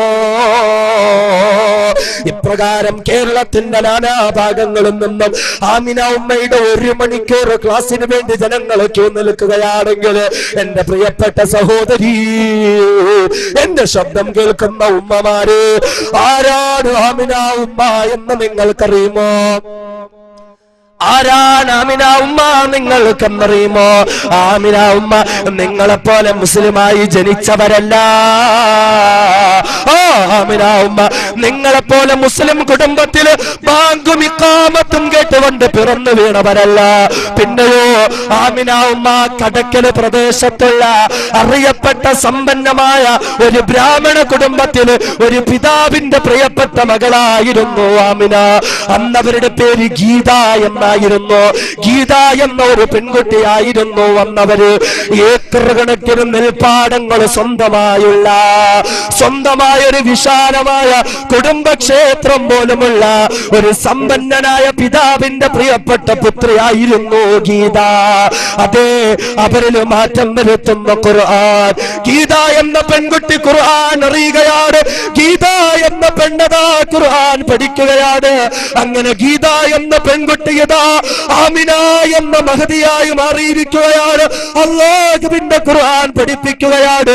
വഴികേടിലേക്ക് പോയിക്കൊണ്ടിരുന്ന നൂറുകണക്കിന് പെൺകുട്ടികൾ ഇസ്ലാമിന്റെ വഴിത്താരയിലേക്ക് കൈപിടിച്ച് നടത്തിച്ചിരിക്കുകയാണ്. അറിയുമോ എന്റെ സഹോദരിമാരെ, അങ്ങോട്ട് ചെന്നാൽ ആമിന ഉമ്മ പഴയകാല ചരിത്രങ്ങളായ പിറക്കുന്നതാണ്. പൊട്ടിക്കരഞ്ഞുകൊണ്ട് അവര് പറയുമായിരുന്നു, ഒരു കാലത്ത് 4 മണിക്ക് ഞാൻ എഴുന്നേൽക്കുമായിരുന്നു. 4 മണിക്ക് എഴുന്നേറ്റിട്ട് കുളിച്ച് ശുദ്ധിയായി ശുഭവസ്ത്രധാരിയായി ഞങ്ങളുടെ കുടുംബക്ഷേത്രത്തിലേക്ക് ഞാൻ പോകുമായിരുന്നു. അവിടേക്ക് പോയി എന്റെ ഇഷ്ടപ്പെട്ട ദൈവങ്ങളുടെ വിഗ്രഹങ്ങളുടെ മുന്നിൽ മണിക്കൂറുകളോളം പ്രാർത്ഥന നടത്തുമായിരുന്നു. മണിക്കൂറുകളോളം ഞാൻ ഭജനയിരിക്കുമായിരുന്നു. അതേ അന്ന് ഞാൻ ഗീതയായിരുന്നെങ്കിൽ അല്ലാഹുവിന്റെ ഖുർആൻ ഞാൻ മനസ്സിലാക്കി ഇന്ന് ഞാൻ ആമിനയായിരിക്കുകയാണ്. ഇന്നും ഞാൻ 4 മണിക്ക് എഴുന്നേൽക്കുന്നതാണ്. ഇന്നും ഞാൻ ശരീരം ശുദ്ധിയാക്കുകയാണ്. അതേ ശുഭവസ്ത്രധാരിയാവുകയാണ്. എന്നിട്ട് ഞാൻ കടന്നു പോകുന്നു ആരുടെ മുന്നിലേക്കാണ്? എന്റെ അല്ലാഹുവിന്റെ മുന്നിലേക്ക് ഞാൻ പോവുകയാണ്. അല്ലാഹുവിന്റെ മുന്നിൽ തഹജ്ജുദ് നിസ്കരിച്ചുകൊണ്ട് പൊട്ടിക്കരഞ്ഞുകൊണ്ട് ഞാൻ ദുആ ചെയ്യുകയാണ്. കഴിയുമോ എന്റെ ഉമ്മ, കഴിയുമോ എന്റെ പെങ്ങളെ ഇങ്ങനെ ഒരു മാറ്റത്തിലേക്ക് വരാൻ? അതേ, ഇത് ഖുർആനിന്റെ മാറ്റമാണ്. ഇത് ഖുർആനിലൂടെയുള്ള മാറ്റമാണ്. എന്റെ സഹോദരി, പർദ്ദ ധരിക്കാൻ മടിയുള്ള സഹോദരി, നിസ്കരിക്കാൻ മടിയുള്ള സഹോദരി, പർദ്ദ ധരിക്കാതെ പുരുഷന്റെ മുന്നിലോട് ശരീരത്തിന്റെ തുടിപ്പും വെളുപ്പും പുറത്ത് കാട്ടിക്കൊണ്ട് നാണമില്ലാതെ മാതകത്തിടമ്പ് പോലെ നടന്നു നീങ്ങുന്ന എന്റെ പ്രിയപ്പെട്ട പെങ്ങളെ, അറിയുമോ ആമിന ഉമ്മയോടൊപ്പം ബ്രാഹ്മണ കുടുംബത്തിൽ ജനിച്ച ആമിന ഉമ്മയുടെ 2 പെൺമക്കൾ എന്നതാ ശരീരം മുഴുവനും മറച്ചുകൊണ്ട് ജീവിക്കുന്ന ഞങ്ങളൊരു മുസ്ലിമത്താണെന്ന് അഭിമാനത്തോടുകൂടി ലോകത്തിന്റെ മുന്നിൽ പ്രഖ്യാപിക്കുന്ന സഹോദരിമാരാണ്. നീ ഇന്ന് നിസ്കാരമില്ലാതെ, നീ ഇന്ന് പടച്ചവന ഭയമില്ലാതെ മഗ്‌രിബ് ഇശാഇനിടയിലുള്ള സമയത്ത് സീരിയൽ കണ്ട് കണ്ണീരൊഴുക്കിക്കൊണ്ടിരിക്കുമ്പോൾ ആമിന ഉമ്മയുടെ പ്രിയപ്പെട്ട പെൺമക്കളതാ രാവിലെ 4 മണിക്ക് എഴുന്നേറ്റ് തഹജ്ജുദ് നിസ്കരിച്ച് പൊട്ടിക്കരയുകയാണ്. മഗ്‌രിബ് കഴിഞ്ഞ് ഖുർആൻ ഓതി കരഞ്ഞുകൊണ്ട് ദുആ ചെയ്യുകയാണ്. എന്റെ സഹോദരിമാരെ, നിങ്ങൾക്ക് കഴിയുമോ? എന്റെ ശബ്ദം കേൾക്കുന്ന ഉമ്മ പെങ്ങന്മാരെ, നിങ്ങൾക്ക് കഴിയുമോ? നമുക്കെന്തേ ഖുർആനിലൂടെ മാറ്റമില്ലാത്തത്? നമുക്കെന്തേ ഖുർആനുമായി ബന്ധമില്ലാത്തത്? നമുക്കെന്തേ ഖുർആനിലൂടെ വിശ്വാസത്തിന്റെ പൂർത്തീകരണത്തിലേക്ക് കടക്കാൻ കഴിയാത്തത്? എന്റെ ഉമ്മമാരെ, നമുക്ക് മാറ്റമുണ്ടാകട്ടെ. എന്റെ സഹോദരിമാരെ, നമുക്ക് മാറ്റമുണ്ടാകട്ടെ. അതുകൊണ്ട് നിന്റെ കയ്യിലിരിക്കുന്ന വനിത നീ അങ്ങ് മാറ്റുമോ? മംഗളം നീ അങ്ങ് മാറ്റുമോ? മനോരമ നീ അങ്ങ് മാറ്റുമോ? നിന്റെ ജീവിതത്തിന്റെ അധിക ഭാഗവും കവർന്നെടുത്ത ടിവിയുടെ റിമോട്ട് നീ അങ്ങ് മാറ്റുമോ? എന്നിട്ട് എന്റെ പെങ്ങളെ ആ കൈകളിലേക്ക് ഖുർആൻ എടുക്കുമോ? ഖുർആനിലൂടെ നിന്റെ ജീവിതത്തിൽ മാറ്റം വരുത്തുമോ? അവിടെയാ എന്റെ പെങ്ങളെ നിനക്ക് സ്ഥാനമുണ്ടാകുന്നത്. അവിടെയാ എന്റെ പെങ്ങളെ നിന്റെ ജീവിതത്തിന് മൂല്യമുണ്ടാകുന്നത്. അതുപോലെ എന്റെ ശബ്ദം കേൾക്കുന്ന പ്രിയപ്പെട്ട സഹോദരന്മാര്, എന്റെ പ്രിയപ്പെട്ട ചെറുപ്പക്കാരാ, 4-കിട രാഷ്ട്രീയക്കാർക്ക് വേണ്ടി ജീവിതം കൊടുത്ത ചെറുപ്പക്കാരാ, സിനിമാ താരങ്ങൾക്ക്, ക്രിക്കറ്റ് താരങ്ങൾക്ക് വേണ്ടി ജീവിതവും യൗവനവും സമർപ്പിച്ചു കൊടുത്ത ചെറുപ്പക്കാരാ, അറിയുമോടാ, ഒരു കാലത്ത് നീയും ആരാധനാ പാത്രങ്ങളായി കൊണ്ടു നടക്കുന്ന ഒരുപാട് ചെറുപ്പക്കാരുടെ മനസ്സിലെ രാജകുമാരന്മാരായ 100 കണക്കിന് മനുഷ്യരുണ്ടായിരുന്നു. 100 കണക്കിന് മനുഷ്യരുണ്ടായിരുന്നു. അറിയുമോ, ലോകമറിയപ്പെട്ട ഇടുക്കൂട്ടിലെ സിംഹക്കുട്ടിയായിരുന്ന മനുഷ്യരുണ്ടായിരുന്നു. 100 കണക്കിന്, ആയിരക്കണക്കിന്, ലക്ഷക്കണക്കിന് ചെറുപ്പക്കാർ എന്നും അതാ തങ്ങളുടെ ടീഷർട്ടില് ഏതൊരു മനുഷ്യന്റെ ഫോട്ടോ പതിപ്പിച്ചുകൊണ്ട് നടന്നു. അങ്ങനെയുള്ള ആരാധനാ പാത്രങ്ങളായ മനുഷ്യരുണ്ടായിരുന്നു. ഇടുക്കൂട്ടിലെ സിംഹക്കുട്ടിയായിരുന്ന ക്ലേഷ്യസ് ക്ലേ എന്ന പേരുള്ള മനുഷ്യനെ എന്റെ പൊന്നുമോനെ നിനക്കറിയുമോ? ആ ക്ലേഷ്യസ് ക്ലേ അതാ അല്ലാഹുവിന്റെ ഖുർആൻ പഠിക്കുകയാണ്. അല്ലാഹുവിന്റെ ഖുർആൻ മനസ്സിലാക്കുകയാണ്. അങ്ങനെ ഖുർആനിലൂടെ ക്ലേഷ്യസ് ക്ലേ എന്നതാ മുഹമ്മദ് അലി എന്ന പേര് സ്വീകരിച്ചുകൊണ്ട് ഇടുക്കൂട്ടിലെ സിംഹക്കുട്ടിയായ മനുഷ്യൻ എന്നതാ മുഹമ്മദ് അലി എന്ന പേരിൽ ഇസ്ലാമിന്റെ ചുണക്കുട്ടിയായി മാറിയിരിക്കുകയാ. കഴിയുമോ ചെറുപ്പക്കാരാ, നിനക്കും ഒരു ചുണക്കുട്ടിയാകാൻ? അറിയുമോ, താൻ പങ്കെടുത്ത പങ്കെടുത്ത മത്സരങ്ങളിൽ 4 മത്സരങ്ങളിലൊഴികെ സകല മത്സരങ്ങളിലും മെഡൽ നേടിക്കൊണ്ട് വേൾഡ് ഹെവി വെയിറ്റ് ചാമ്പ്യനായിരുന്ന മൈക്ക് ടൈസൺ എന്ന മനുഷ്യനെ നിങ്ങൾക്കറിയുമോ? ഇടിക്കൂട്ടിന് പേടി സ്വപ്നമായിരുന്നു മൈക്ക് ടൈസൺ. തന്റെ ശത്രുക്കളായ എതിരാളികളുടെ കാതുപോലും പച്ചയ്ക്ക് കടിച്ചു പറിക്കാൻ മടിയില്ലാത്ത മനുഷ്യനായിരുന്നു മൈക്ക് ടൈസൺ എന്ന മനുഷ്യൻ. മൈക്ക് ടൈസൺ ലഹരിക്ക് അടിമപ്പെട്ടവനായിരുന്നു, ലഹരിക്ക് വേണ്ടി ജീവിതം കൊടുത്തവനായിരുന്നു. എന്നാൽ അറിയുമോ, ആ മൈക്ക് ടൈസൺ മയക്കുമരുന്നിന് അടിമയായതുകൊണ്ട് ജയിലിൽ കിടക്കേണ്ടി വരികയാണ്. ഈ സമയത്ത് മൈക്ക് ടൈസന്റെ കയ്യിലേക്ക് വിശുദ്ധ ഖുർആൻ എത്തുകയാണ്. ആ മൈക്ക് ടൈസൺ ഖുർആൻ പഠിക്കുകയാണ്. അറിയുമോ, ഇന്ന് മൈക്ക് ടൈസൺ മലിക് അബ്ദുൽ അസീസ് എന്ന പേരിൽ ഇസ്ലാമിന്റെ വെള്ളരി പ്രാവായി മാറിയിരിക്കുകയാ. അങ്ങനെ എത്രയോ മനുഷ്യരുടെ മാറ്റം വരുത്തി ഖുർആൻ. എ.ആർ. റഹ്മാന്റെ പാട്ട് ഇഷ്ടപ്പെടുന്ന ചെറുപ്പക്കാരാ, മൈക്കിൾ ജാക്സന്റെയും ബോബ് മാർലിയുടെയും റോക്ക് മ്യൂസിക്കും പോപ്പ് മ്യൂസിക്കും കാതിലേക്ക് തിരികെ വെച്ചിട്ട് ജീവിതത്തിന്റെ ഒരുപാട് സമയം അതിനുവേണ്ടി കൊടുക്കുന്ന പൊന്നുമോനെ, അറിയുമോടാ, ഒരു കാലത്ത് പോപ്പ് മ്യൂസിക്കിന്റെ രാജകുമാരനായിരുന്ന 2ാം മൈക്കിൾ ജാക്സൺ എന്ന അപരനാമധേയത്താൽ അറിയപ്പെട്ട ഒരു മനുഷ്യനുണ്ടായിരുന്നു. അതേ കേറ്റ് സ്റ്റീവൻ എന്ന ഒരു മനുഷ്യനാണ്. ലോകത്തിന്റെ വിവിധ ഭാഗങ്ങളിൽ ലക്ഷക്കണക്കിന് ആരാധകരാണ്. അവരുടെ എല്ലാം സിരകളിലൂടെ പോപ്പ് മ്യൂസിക്കിന്റെയും റോക്ക് മ്യൂസിക്കിന്റെയും ലഹരി പടർത്തിവിട്ടതായ കേറ്റ് സ്റ്റീവൻ എന്ന മനുഷ്യനുണ്ടല്ലോ, അദ്ദേഹം രോഗബാധിതനായ ഒരു ആശുപത്രി കിടക്കയിൽ കിടക്കുകയാണ്. അദ്ദേഹത്തിന്റെ സുഹൃത്തായ ഒരു മുസ്ലിമായ സഹോദരൻ കാണാൻ വരുമ്പോൾ ഒരു ഖുർആനിന്റെ ഇംഗ്ലീഷ് പ്രതിയും കൊണ്ടുവരികയാണ്. അദ്ദേഹത്തിന്റെ തലേണക്കരികിൽ വെച്ച് പോവുകയാണ്. വെറുതെ കിടന്നു മുഷിയുമ്പോൾ കേറ്റ് സ്റ്റീവൻ അതാ ഖുർആൻ തുറന്നു നോക്കുകയാണ്. എത്രയോ നല്ല വാചകങ്ങളാണ്, എത്രയോ നല്ല വചനങ്ങളാണ് മനുഷ്യ ജീവിതത്തിൽ മാറ്റം വരുത്തുന്ന എത്രയോ നല്ല നല്ല ദിവ്യസൂക്തങ്ങളാണ്. അതേ ആ കേറ്റ് സ്റ്റീവനിൽ മാറ്റം വരികയാണ്. ഒരു കാലത്ത് ലോകം മുഴുവനും മ്യൂസിക്കിന് വേണ്ടി യാത്ര നടത്തി. അതേ അന്ന് ഞാൻ ഗീതയായിരുന്നെങ്കിൽ അല്ലാഹുവിന്റെ ഖുർആൻ ഞാൻ മനസ്സിലാക്കി ഇന്ന് ഞാൻ ആമിനയായിരിക്കുകയാണ്. ഇന്നും ഞാൻ 4 മണിക്ക് എഴുന്നേൽക്കുന്നതാണ്. ഇന്നും ഞാൻ ശരീരം ശുദ്ധിയാക്കുകയാണ്. അതേ ശുഭവസ്ത്രധാരിയാവുകയാണ്. എന്നിട്ട് ഞാൻ കടന്നു പോകുന്നു ആരുടെ മുന്നിലേക്കാണ്? എന്റെ അല്ലാഹുവിന്റെ മുന്നിലേക്ക് ഞാൻ പോവുകയാണ്. അല്ലാഹുവിന്റെ മുന്നിൽ തഹജ്ജുദ് നിസ്കരിച്ചുകൊണ്ട് പൊട്ടിക്കരഞ്ഞുകൊണ്ട് ഞാൻ ദുആ ചെയ്യുകയാണ്. കഴിയുമോ എന്റെ ഉമ്മ, കഴിയുമോ എന്റെ പെങ്ങളെ ഇങ്ങനെ ഒരു മാറ്റത്തിലേക്ക് വരാൻ? അതേ ഇത് ഖുർആനിന്റെ മാറ്റമാണ്, ഇത് ഖുർആനിലൂടെയുള്ള മാറ്റമാണ്. എന്റെ സഹോദരി, പർദ്ദ ധരിക്കാൻ മടിയുള്ള സഹോദരി, നിസ്കരിക്കാൻ മടിയുള്ള സഹോദരി, പർദ്ദ ധരിക്കാതെ പുരുഷന്റെ മുന്നിലോട് ശരീരത്തിന്റെ തുടിപ്പും വെളുപ്പും പുറത്ത് കാട്ടിക്കൊണ്ട് നാണമില്ലാതെ മാതകത്തിടമ്പ് പോലെ നടന്നു നീങ്ങുന്ന എന്റെ പ്രിയപ്പെട്ട പെങ്ങള്, അറിയുമോ, ആമിന ഉമ്മയോടൊപ്പം ബ്രാഹ്മണ കുടുംബത്തിൽ ജനിച്ച ആമിന ഉമ്മയുടെ 2 പെൺമക്കൾ എന്നതാ ശരീരം മുഴുവനും മറച്ചുകൊണ്ട് ജീവിക്കുന്ന ഞങ്ങളൊരു മുസ്ലിമത്താണെന്ന് അഭിമാനത്തോടുകൂടി ലോകത്തിന്റെ മുന്നിൽ പ്രഖ്യാപിക്കുന്ന സഹോദരിമാരാണ്. നീ ഇന്ന് നിസ്കാരമില്ലാതെ, നീ ഇന്ന് പടച്ചവന ഭയമില്ലാതെ മഗ്‌രിബ് ഇശാഇനിടയിലുള്ള സമയത്ത് സീരിയൽ കണ്ട് കണ്ണീരൊഴുക്കിക്കൊണ്ടിരിക്കുമ്പോൾ ആമിന ഉമ്മയുടെ പ്രിയപ്പെട്ട പെൺമക്കളതാ രാവിലെ 4 മണിക്ക് എഴുന്നേറ്റ് തഹജ്ജുദ് നിസ്കരിച്ച് പൊട്ടിക്കരയുകയാണ്. മഗ്‌രിബ് കഴിഞ്ഞ് ഖുർആൻ ഓതി കരഞ്ഞുകൊണ്ട് ദുആ ചെയ്യുകയാണ്. എന്റെ സഹോദരിമാരെ, നിങ്ങൾക്ക് കഴിയുമോ? എന്റെ ശബ്ദം കേൾക്കുന്ന ഉമ്മ പെങ്ങന്മാരെ, നിങ്ങൾക്ക് കഴിയുമോ?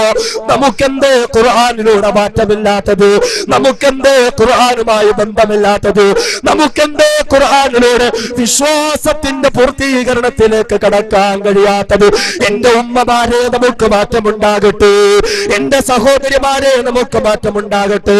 അതുകൊണ്ട് നിന്റെ കയ്യിലിരിക്കുന്ന വനിത നീ അങ്ങ് മാറ്റുമോ? മംഗളം നീ അങ്ങ് മാറ്റുമോ? മനോരമ നീ അങ്ങ് മാറ്റുമോ? നിന്റെ ജീവിതത്തിന്റെ അധിക ഭാഗവും കവർന്നെടുത്ത ടിവിയുടെ റിമോട്ട് നീ അങ്ങ് മാറ്റുമോ? എന്നിട്ട് എന്റെ പെങ്ങളെ ആ കൈകളിലേക്ക് ഖുർആൻ എടുക്കുമോ? ഖുർആനിലൂടെ നിന്റെ ജീവിതത്തിൽ മാറ്റം വരുത്തുമോ? അവിടെയാ എന്റെ പെങ്ങളെ നിനക്ക് സ്ഥാനമുണ്ടാകുന്നത്. അവിടെയാ എന്റെ പെങ്ങളെ നിന്റെ ജീവിതത്തിന് മൂല്യമുണ്ടാകുന്നത്. അതുപോലെ എന്റെ ശബ്ദം കേൾക്കുന്ന പ്രിയപ്പെട്ട സഹോദരന്മാര്, എന്റെ പ്രിയപ്പെട്ട ചെറുപ്പ ചെറുപ്പക്കാരാ, നാലാംകിട രാഷ്ട്രീയക്കാർക്ക് വേണ്ടി ജീവിതം കൊടുത്ത ചെറുപ്പക്കാരാ, സിനിമാ താരങ്ങൾക്ക് ക്രിക്കറ്റ് താരങ്ങൾക്ക് വേണ്ടി ജീവിതവും യൗവനവും സമർപ്പിച്ചു കൊടുത്ത ചെറുപ്പക്കാരാ, അറിയുമോടാ ഒരു കാലത്ത് നീയും ആരാധനാ പാത്രങ്ങളായി കൊണ്ടു നടക്കുന്ന ഒരുപാട് ചെറുപ്പക്കാരുടെ മനസ്സിലെ രാജകുമാരന്മാരായ നൂറുകണക്കിന് മനുഷ്യരുണ്ടായിരുന്നു, നൂറുകണക്കിന് മനുഷ്യരുണ്ടായിരുന്നു. അറിയുമോ, ലോകമറിയപ്പെട്ട ഇടിക്കൂട്ടിലെ സിംഹക്കുട്ടിയായിരുന്ന മനുഷ്യരുണ്ടായിരുന്നു. നൂറുകണക്കിന് ആയിരക്കണക്കിന് ലക്ഷക്കണക്കിന് ചെറുപ്പക്കാര് എന്നും അതാ തങ്ങളുടെ ടീഷർട്ടില് ഏതൊരു മനുഷ്യന്റെ ഫോട്ടോ പതിപ്പിച്ചുകൊണ്ട് നടന്നു. അങ്ങനെയുള്ള ആരാധനാ പാത്രങ്ങളായ മനുഷ്യരുണ്ടായിരുന്നു. ഇടുക്കോട്ടിലെ സിംഹക്കുട്ടിയായിരുന്ന ക്ലേഷ്യസ് ക്ലേ എന്ന പേരുള്ള മനുഷ്യനെ എന്റെ പൊന്നുമോനെ നിനക്കറിയുമോ? ആ ക്ലേഷ്യസ് ക്ലേ അതാ അല്ലാഹുവിന്റെ ഖുർആൻ പഠിക്കുകയാണ്, അല്ലാഹുവിന്റെ ഖുർആൻ മനസ്സിലാക്കുകയാണ്. അങ്ങനെ ഖുർആനിലൂടെ ക്ലേഷ്യസ് ക്ലേ എന്നതാ മുഹമ്മദ് അലി എന്ന പേര് സ്വീകരിച്ചുകൊണ്ട് ഇടുക്കൂട്ടിലെ സിംഹക്കുട്ടിയായ മനുഷ്യൻ എന്നതാ മുഹമ്മദ് അലി എന്ന പേരിൽ ഇസ്ലാമിന്റെ ചുണക്കുട്ടിയായി മാറിയിരിക്കുകയാ. കഴിയുമോ ചെറുപ്പക്കാരാ നിനക്കും ഒരു ചുണക്കുട്ടിയാകാൻ? അറിയുമോ, താൻ പങ്കെടുത്ത മത്സരങ്ങളിൽ 4 മത്സരങ്ങളിലൊഴികെ സകല മത്സരങ്ങളിലും മെഡൽ നേടിക്കൊണ്ട് വേൾഡ് ഹെവി വെയിറ്റ് ചാമ്പ്യനായിരുന്ന മൈക്ക് ടൈസൺ എന്ന മനുഷ്യനെ നിങ്ങൾക്കറിയുമോ? ഇടുക്കോട്ടിന് പേടി സ്വപ്നമായിരുന്നു മൈക്ക് ടൈസൺ. തന്റെ ശത്രുക്കളായ എതിരാളികളുടെ കാത് പോലും പച്ചയ്ക്ക് കടിച്ചു പറിക്കാൻ മടിയില്ലാത്ത മനുഷ്യനായിരുന്നു മൈക്ക് ടൈസൺ എന്ന മനുഷ്യൻ. ഓ മൈക്ക് ടൈസൺ ലഹരിക്ക് അടിമപ്പെട്ടവനായിരുന്നു, ലഹരിക്ക് വേണ്ടി ജീവിതം കൊടുത്തവനായിരുന്നു. എന്നാൽ അറിയുമോ, ആ മൈക്ക് ടൈസൺ മയക്കുമരുന്നിന് അടിമയായതുകൊണ്ട് ജയിലിൽ കിടക്കേണ്ടി വരികയാണ്. ഈ സമയത്ത് മൈക്ക് ടൈസന്റെ കയ്യിലേക്ക് വിശുദ്ധ ഖുർആൻ എത്തുകയാണ്. ആ മൈക്ക് ടൈസൺ ഖുർആൻ പഠിക്കുകയാണ്. അറിയുമോ, ഇന്ന് മൈക്ക് ടൈസൺ മലിക് അബ്ദുൽ അസീസ് എന്ന പേരിൽ ഇസ്ലാമിന്റെ വളരെ പ്രാവായി മാറിയിരിക്കുകയാ. അങ്ങനെ എത്രയോ മനുഷ്യരുടെ മാറ്റം വരുത്തി ഖുർആൻ. എ.ആർ. റഹ്മാന്റെ പാട്ട് ഇഷ്ടപ്പെടുന്ന ചെറുപ്പക്കാരാ, മൈക്കിൾ ജാക്സന്റെയും ബോബ് മാർലിയുടെയും റോക്ക് മ്യൂസിക്കും പോപ്പ് മ്യൂസിക്കും കാതിലേക്ക് തിരികെ വെച്ചിട്ട് ജീവിതത്തിന്റെ ഒരുപാട് സമയം അതിനുവേണ്ടി കൊടുക്കുന്ന പൊന്നുമോനെ, അറിയുമോടാ ഒരു കാലത്ത് പോപ്പ് മ്യൂസിക്കിന്റെ രാജകുമാരനായിരുന്ന 2ാം മൈക്കിൾ ജാക്സൺ എന്ന അപരനാമധേയത്താൽ അറിയപ്പെട്ട ഒരു മനുഷ്യനുണ്ടായിരുന്നു. അതേ കെ സ്റ്റീഫൻ എന്ന ഒരു മനുഷ്യനാണ്. ലോകത്തിന്റെ വിവിധ ഭാഗങ്ങളിൽ ലക്ഷക്കണക്കിന് ആരാധകരാണ്. അവരുടെ എല്ലാം സിരകളിലൂടെ പോപ്പ് മ്യൂസിക്കിന്റെയും റോക്ക് മ്യൂസിക്കിന്റെയും ലഹരി പടർത്തിവിട്ടതായ കെ സ്റ്റീഫൻ എന്ന മനുഷ്യരുണ്ടല്ലോ, അദ്ദേഹം രോഗബാധിതനായ ഒരു ആശുപത്രി കിടക്കയിൽ കിടക്കുകയാണ്. അദ്ദേഹത്തിന്റെ സുഹൃത്തായ ഒരു മുസ്ലിമായ സഹോദരൻ കാണാൻ വരുമ്പോൾ ഒരു ഖുർആനിന്റെ ഇംഗ്ലീഷ് പ്രതിയും കൊണ്ടുവരികയാണ്. അദ്ദേഹത്തിന്റെ തലയണക്കരികിൽ വെച്ച് പോവുകയാണ്. വെറുതെ കിടന്നു മുഷിയുമ്പോൾ കെ സ്റ്റീഫൻ അതാ ഖുർആൻ തുറന്നു നോക്കുകയാണ്. എത്രയോ നല്ല വാചകങ്ങളാണ്, എത്രയോ നല്ല വചനങ്ങളാണ് മനുഷ്യ ജീവിതത്തിൽ മാറ്റം വരുത്തുന്ന എത്രയോ നല്ല നല്ല ദിവ്യസൂക്തങ്ങളാണ്. അത് ആ കെ സ്റ്റീഫനിൽ മാറ്റം വരികയാണ്. ഒരു കാലത്ത് ലോകം മുഴുവനും മ്യൂസിക്കിന് വേണ്ടി യാത്ര നടത്തിയ കെ സ്റ്റീഫൻ അല്ലല്ലോ, ഇന്ന് യൂസുഫ് അൽ ഇസ്ലാം എന്ന പേരിൽ ലോകം മുഴുവനും യാത്ര നടത്തുകയാണ്. ലോകം മുഴുവനും യാത്ര നടത്തുകയാണ്. എന്തിനെന്നറിയുമോ? അല്ലാഹുവിന്റെ വിശുദ്ധ ഖുർആനിനെ പ്രചരിപ്പിക്കാൻ, അല്ലാഹുവിന്റെ വിശുദ്ധ ഖുർആനിൽ പഠിപ്പിക്കുന്ന സ്ഥാപനങ്ങൾ തുടങ്ങാൻ. നമ്മില് മാറ്റമുണ്ടോ? നമുക്ക് എന്തെങ്കിലും മാറ്റമുണ്ടോ? ഖുർആനിലൂടെ നമുക്ക് മാറ്റമില്ല, ഖുർആനുമായി നമുക്ക് ബന്ധമില്ല. അറിയുമോ, ഒരു ഡിസംബർ 6 കടന്നുപോയതാണ്. ബാബരി മസ്ജിദിന്റെ വേദനിക്കുന്ന ഓർമ്മകൾ നമ്മൾ അയവിറക്കിയതാണ്. അല്ലാഹു റബ്ബുൽ ഇസ്സത്ത് യഥാസ്ഥാനത്ത് ബാബരി മസ്ജിദ് പുനർനിർമ്മിക്കാൻ നമുക്ക് തൗഫീഖ് നൽകുമാറാകട്ടെ. അറിയുമോ, 1992 ഡിസംബർ 6 എന്ന കറുത്ത ബുധനാഴ്ച 11:30 45 ഇടയില് ബാബരി മസ്ജിദിന്റെ താഴികക്കുടങ്ങളിലേക്ക് ചാടിക്കേറിയ വർഗീയ പരിവാരങ്ങളുണ്ടല്ലോ. ആ കൂട്ടത്തിൽ ഉത്തർപ്രദേശിൽ നിന്ന് വന്ന 2 ചെറുപ്പക്കാരുണ്ടായിരുന്നു. ബൽബീർ സിംഗ് എന്നും യോഗീന്ദർ സിംഗ് എന്നും പേരുള്ള 2 ചെറുപ്പക്കാരുണ്ടായിരുന്നു. അവരും ബാബരി പള്ളിയെ ഇടിക്കാൻ കൂട്ടു നിൽക്കുകയാണ്. അവസാനം പള്ളിയുടെ പുറമോടിയെല്ലാം ഇടിച്ചു കളഞ്ഞിട്ട് പള്ളിയുടെ അകംഭാഗം ഇങ്ങനെ കുത്തിയിളക്കിക്കൊണ്ടിരിക്കുമ്പോൾ ഇമാമ് നിന്ന് നിസ്കരിക്കുന്ന മിഹ്റാബിന്റെ ഭാഗത്ത് നിന്നും 2 കല്ലുകൾ ആ ചെറുപ്പക്കാർ ഇളക്കിയെടുക്കുകയാണ്. എന്നിട്ട് ആ ഭാരമുള്ള 2 കരിങ്കൽ കഷണങ്ങൾ തങ്ങളുടെ ബാഗിലേക്ക് അവരിറക്കി വെക്കുകയാണ്. ഒരുപാട് ത്യാഗങ്ങൾ സഹിച്ചുകൊണ്ട് ആ കരിങ്കൽ കഷണങ്ങൾ തന്റെ നാട്ടിലേക്ക് കൊണ്ടുപോവുകയാ. എന്തിനെന്നറിയുമോ? ആ നാട്ടിലുള്ള മുഴുവൻ മനുഷ്യർക്കും അതിൽ മലമൂത്ര വിസർജനം നടത്താൻ അല്ലാഹുവിന്റെ ഭവനത്തിൽ നിന്നും ഇമാമിന്റെ മിഹ്റാബിൽ നിന്നും 2 കല്ലുകൾ ഇളക്കിയെടുത്തു കൊണ്ടുപോയി സകല മനുഷ്യർക്കും മലമൂത്ര വിസർജനം ചെയ്യാൻ സൗകര്യമൊരുക്കി കൊടുത്ത യോഗീന്ദർ സിംഗ് എന്നും ബൽബീർ സിംഗ് എന്നും പേരുള്ള 2 ചെറുപ്പക്കാരാണ്.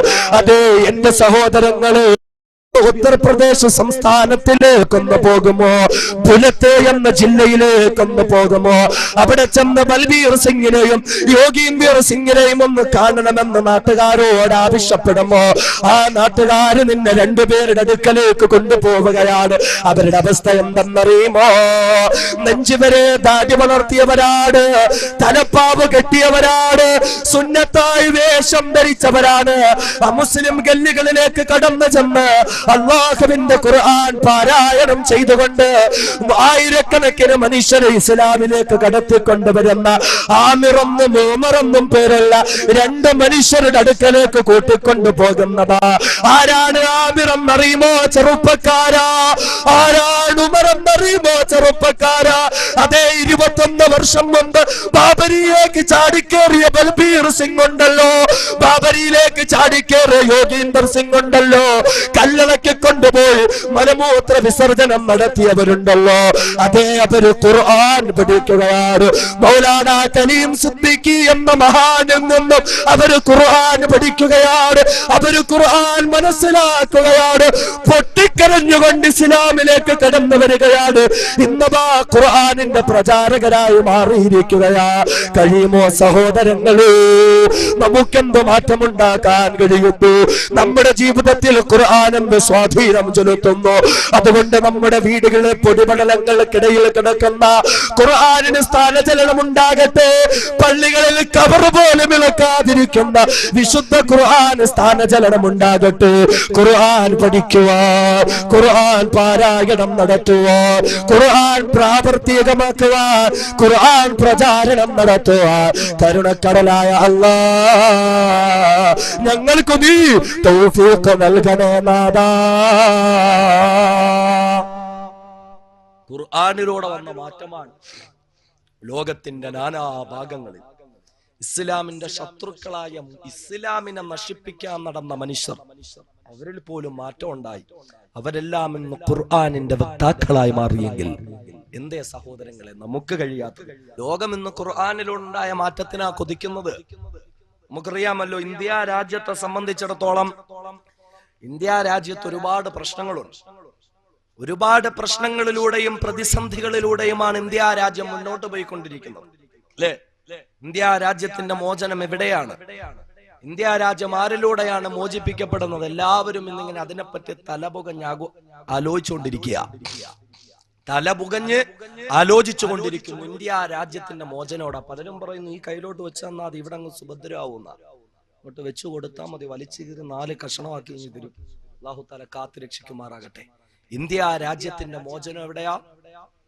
ഇന്ത്യ രാജ്യത്തിന്റെ മോചനം, അല്ലേ?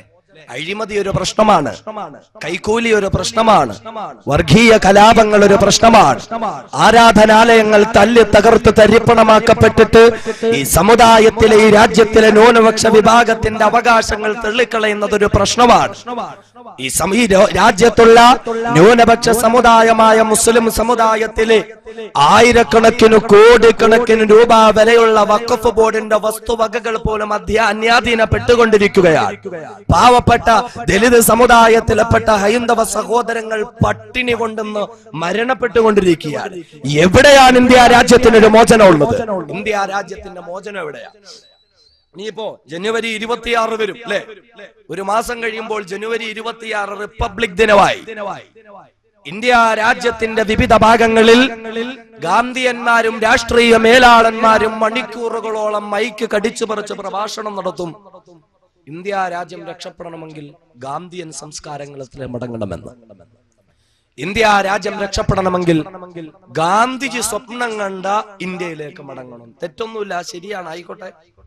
മോഹൻദാസ് കരംചന്ദ് ഗാന്ധി ഇന്ത്യ രാജ്യത്തുള്ള സർവ്വ മനുഷ്യരെ ആദരിക്കുന്നു, ബഹുമാനിക്കുന്നു. അദ്ദേഹം ഈ രാജ്യത്തിന്റെ രാഷ്ട്രപിതാവ് തന്നെയാണ്.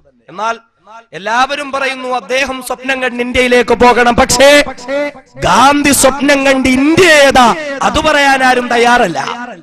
ഗാന്ധി സ്വപ്നം കണ്ട് ഇന്ത്യയിലേക്ക് മടങ്ങട്ടെ, കുഴപ്പമില്ല. പക്ഷേ ഗാന്ധി സ്വപ്നം കണ്ട് ഇന്ത്യ ഏതാ അത് പറയാൻ ആരും തയ്യാറാവില്ല. അത് നമ്മളെങ്കിലും അറിയണം. ഗാന്ധി സ്വപ്നം കണ്ട് ഇന്ത്യ ഏതാ? ഗാന്ധി സ്വപ്നം കണ്ട് ഇന്ത്യ ഏതാണ്? അദ്ദേഹത്തിന്റെ പുസ്തകത്തിൽ മൈ ഓട്ടോബയോഗ്രാഫി, എന്റെ സത്യാന്വേഷണ പരീക്ഷണങ്ങൾ എന്ന പുസ്തകത്തിൽ എഴുതുന്നു, if India has to improve, India രക്ഷപ്പെടണോ, ഇന്ത്യ രാജ്യം ഗതി പിടിക്കണോ, അഴിമതിയില്ലാത്ത, കൈക്കോലിയില്ലാത്ത, വർഗീയ കലാപങ്ങളില്ലാത്ത, വർഗീയ കോമരങ്ങൾ ഉറഞ്ഞു തുള്ളാത്ത ഒരു ഇന്ത്യ രാജ്യം നിങ്ങൾക്ക് കാണണോ എങ്കിൽ it should be ruled by a dictator as honest and upright as Hazrat Umar. ഉമറിനെ പോലെ ഒരു അധികാരി ഇന്ത്യക്ക് ഉണ്ടാകട്ടെ. 14 നൂറ്റാണ്ടുകൾക്ക് മുമ്പ് മദീന ആസ്ഥാനമാക്കിക്കൊണ്ട് ലോകത്തിന്റെ 4/3 ഭാഗത്തെയും ഭരിച്ച മഹാനായ അമീറുൽ മുഅ്മിനീൻ ഖലീഫ ഉമറുൽ ഫാറൂഖ് റളിയല്ലാഹു അൻഹുവിന്റെ ഭരണത്തിലേക്ക് ഇന്ത്യ രാജ്യം മടക്കപ്പെടട്ടെ. The best thing that happened to India. ഇന്ത്യയിൽ സംഭവിക്കാവുന്ന ഏറ്റവും നല്ല കാര്യം അതാണെന്നാണ് അദ്ദേഹം പറഞ്ഞത്. ഇന്ത്യയിൽ ഉണ്ടാകുന്ന ഏറ്റവും നല്ല കാര്യം ഉമറിനെ പോലെ ഈമാനും ആവേശവുമുള്ള ഒരാളുടെ കയ്യിലേക്ക് ഇന്ത്യ രാജ്യത്തിന്റെ ഭരണം ചെന്നെത്തലാണ്. ഇന്ത്യ രാജ്യം ഉമറിന് വേണ്ടി കുതിക്കുന്നു. ലോകം അറിയപ്പെട്ട ചക്രവർത്തിമാരുണ്ടായിരുന്നു നെപ്പോളിയൻ ബോണപ്പാർട്ടിനെ പോലെ. നെപ്പോളിയൻ ബോണപ്പാർട്ട് പറഞ്ഞത്, എനിക്കിനി ജീവിതത്തിൽ 2 ആഗ്രഹങ്ങളെ ബാക്കിയുള്ളൂ, ബാക്കിയെല്ലാം സാധിക്കപ്പെട്ടു, എനിക്ക് സാധിക്കാൻ ഇനി 2 ആഗ്രഹങ്ങളെ ഉള്ളൂ. ഒന്ന്, I want to reign the whole world, ലോകം മുഴുവനും എനിക്ക് ഭരിക്കണം, ലോകം മുഴുവനും എന്റെ കാൽ കീഴിലാക്കണം. അതെന്റെ അടക്കാനാകാത്തൊരാഗ്രഹമാണ്. എന്റെ 2ാമത്തെ ആഗ്രഹം, അങ്ങനെ ലോകം മുഴുവൻ ഞാൻ ഭരണം നടത്തുമ്പോൾ ആ ഭരണം ലൈക്ക് ഹസ്രത്ത് ഉമർ, ആ ഭരണം ഉമറിന്റെ ഭരണമായിരിക്കണം. ഉമറിന്റെ ഭരണത്തിന് ഇത്രത്തോളം സ്ഥാനമുണ്ട്. ഇംഗ്ലണ്ടിലെ പ്രശസ്തനായ എഴുത്തുകാരൻ സർ തോമസ് ഹാർട്ട്ലി ഒരു പുസ്തകം എഴുതി, the sword of peace and justice, നീതിയുടെ പടവാൾ. നീതിയുടെ പടവാൾ ആരെ പറ്റിയ? മഹാനായ സയ്യിദുനാ ഉമറുൽ ഫാറൂഖ് റളിയല്ലാഹു അൻഹുവിനെ പറ്റിയാണ്. ഇനിയിപ്പോ നബിദിനം വരുമ്പോൾ നബിദിന സദസ്സുകളെല്ലാം നമ്മൾ കേൾക്കുന്ന ഒരു പേരുണ്ട്, ഡോക്ടർ മൈക്കിൾ എച്ച് ഹാർട്ട് അല്ലേ? അദ്ദേഹം ഒരു പുസ്തകം എഴുതി, The 100 a ranking of the most influential persons in history. ചരിത്രത്തിൽ സ്വാധീനം ചെലുത്തിയ 100 മഹാരഥന്മാർ എന്ന പേരിൽ ഒരു പുസ്തകം എഴുതി. 100 പേരെ പറ്റി പുസ്തകം എഴുതി. അതിൽ 2 മുസ്ലിങ്ങളെ പേരെ വന്നു. 100 പേരെ പറ്റി പുസ്തകം എഴുതിയിട്ട് 2 മുസ്ലിങ്ങളെ പേരെ വന്നുള്ളൂ.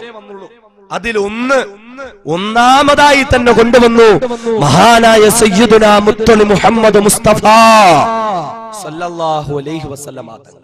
ശേഷം വന്നത് 49ാമത്തെ പ്രാവശ്യം 49ാമത്തെ പാഠത്തിൽ സയ്യിദുനാ ഉമറുൽ ഫാറൂഖ് റളിയല്ലാഹു അൻഹു. ഉമർ റളിയല്ലാഹു അൻഹുവിനെ എല്ലാവരും അംഗീകരിക്കുന്നുണ്ട്, ഉമർ റളിയല്ലാഹു അൻഹുവിനെ എല്ലാവരും ആദരിക്കുന്നുണ്ട്, എല്ലാവരും ആ ഭരണത്തിന് വേണ്ടി കുതിക്കുന്നുണ്ട്. എന്നാൽ ഈ ഉമർ ആരായിരുന്നെന്നറിയോ? എല്ലാ ദിവസവും രാവിലെ ഉമറിന്റെ പിതാവ്, ഉമറിന്റെ വാപ്പ ഖത്താബ് 100 ഒട്ടകങ്ങളെയും കയ്യിൽ കൊടുത്തിട്ട് പറയും, ഒട്ടകത്തെ മേയിച്ചിട്ട് വരാൻ പറയും.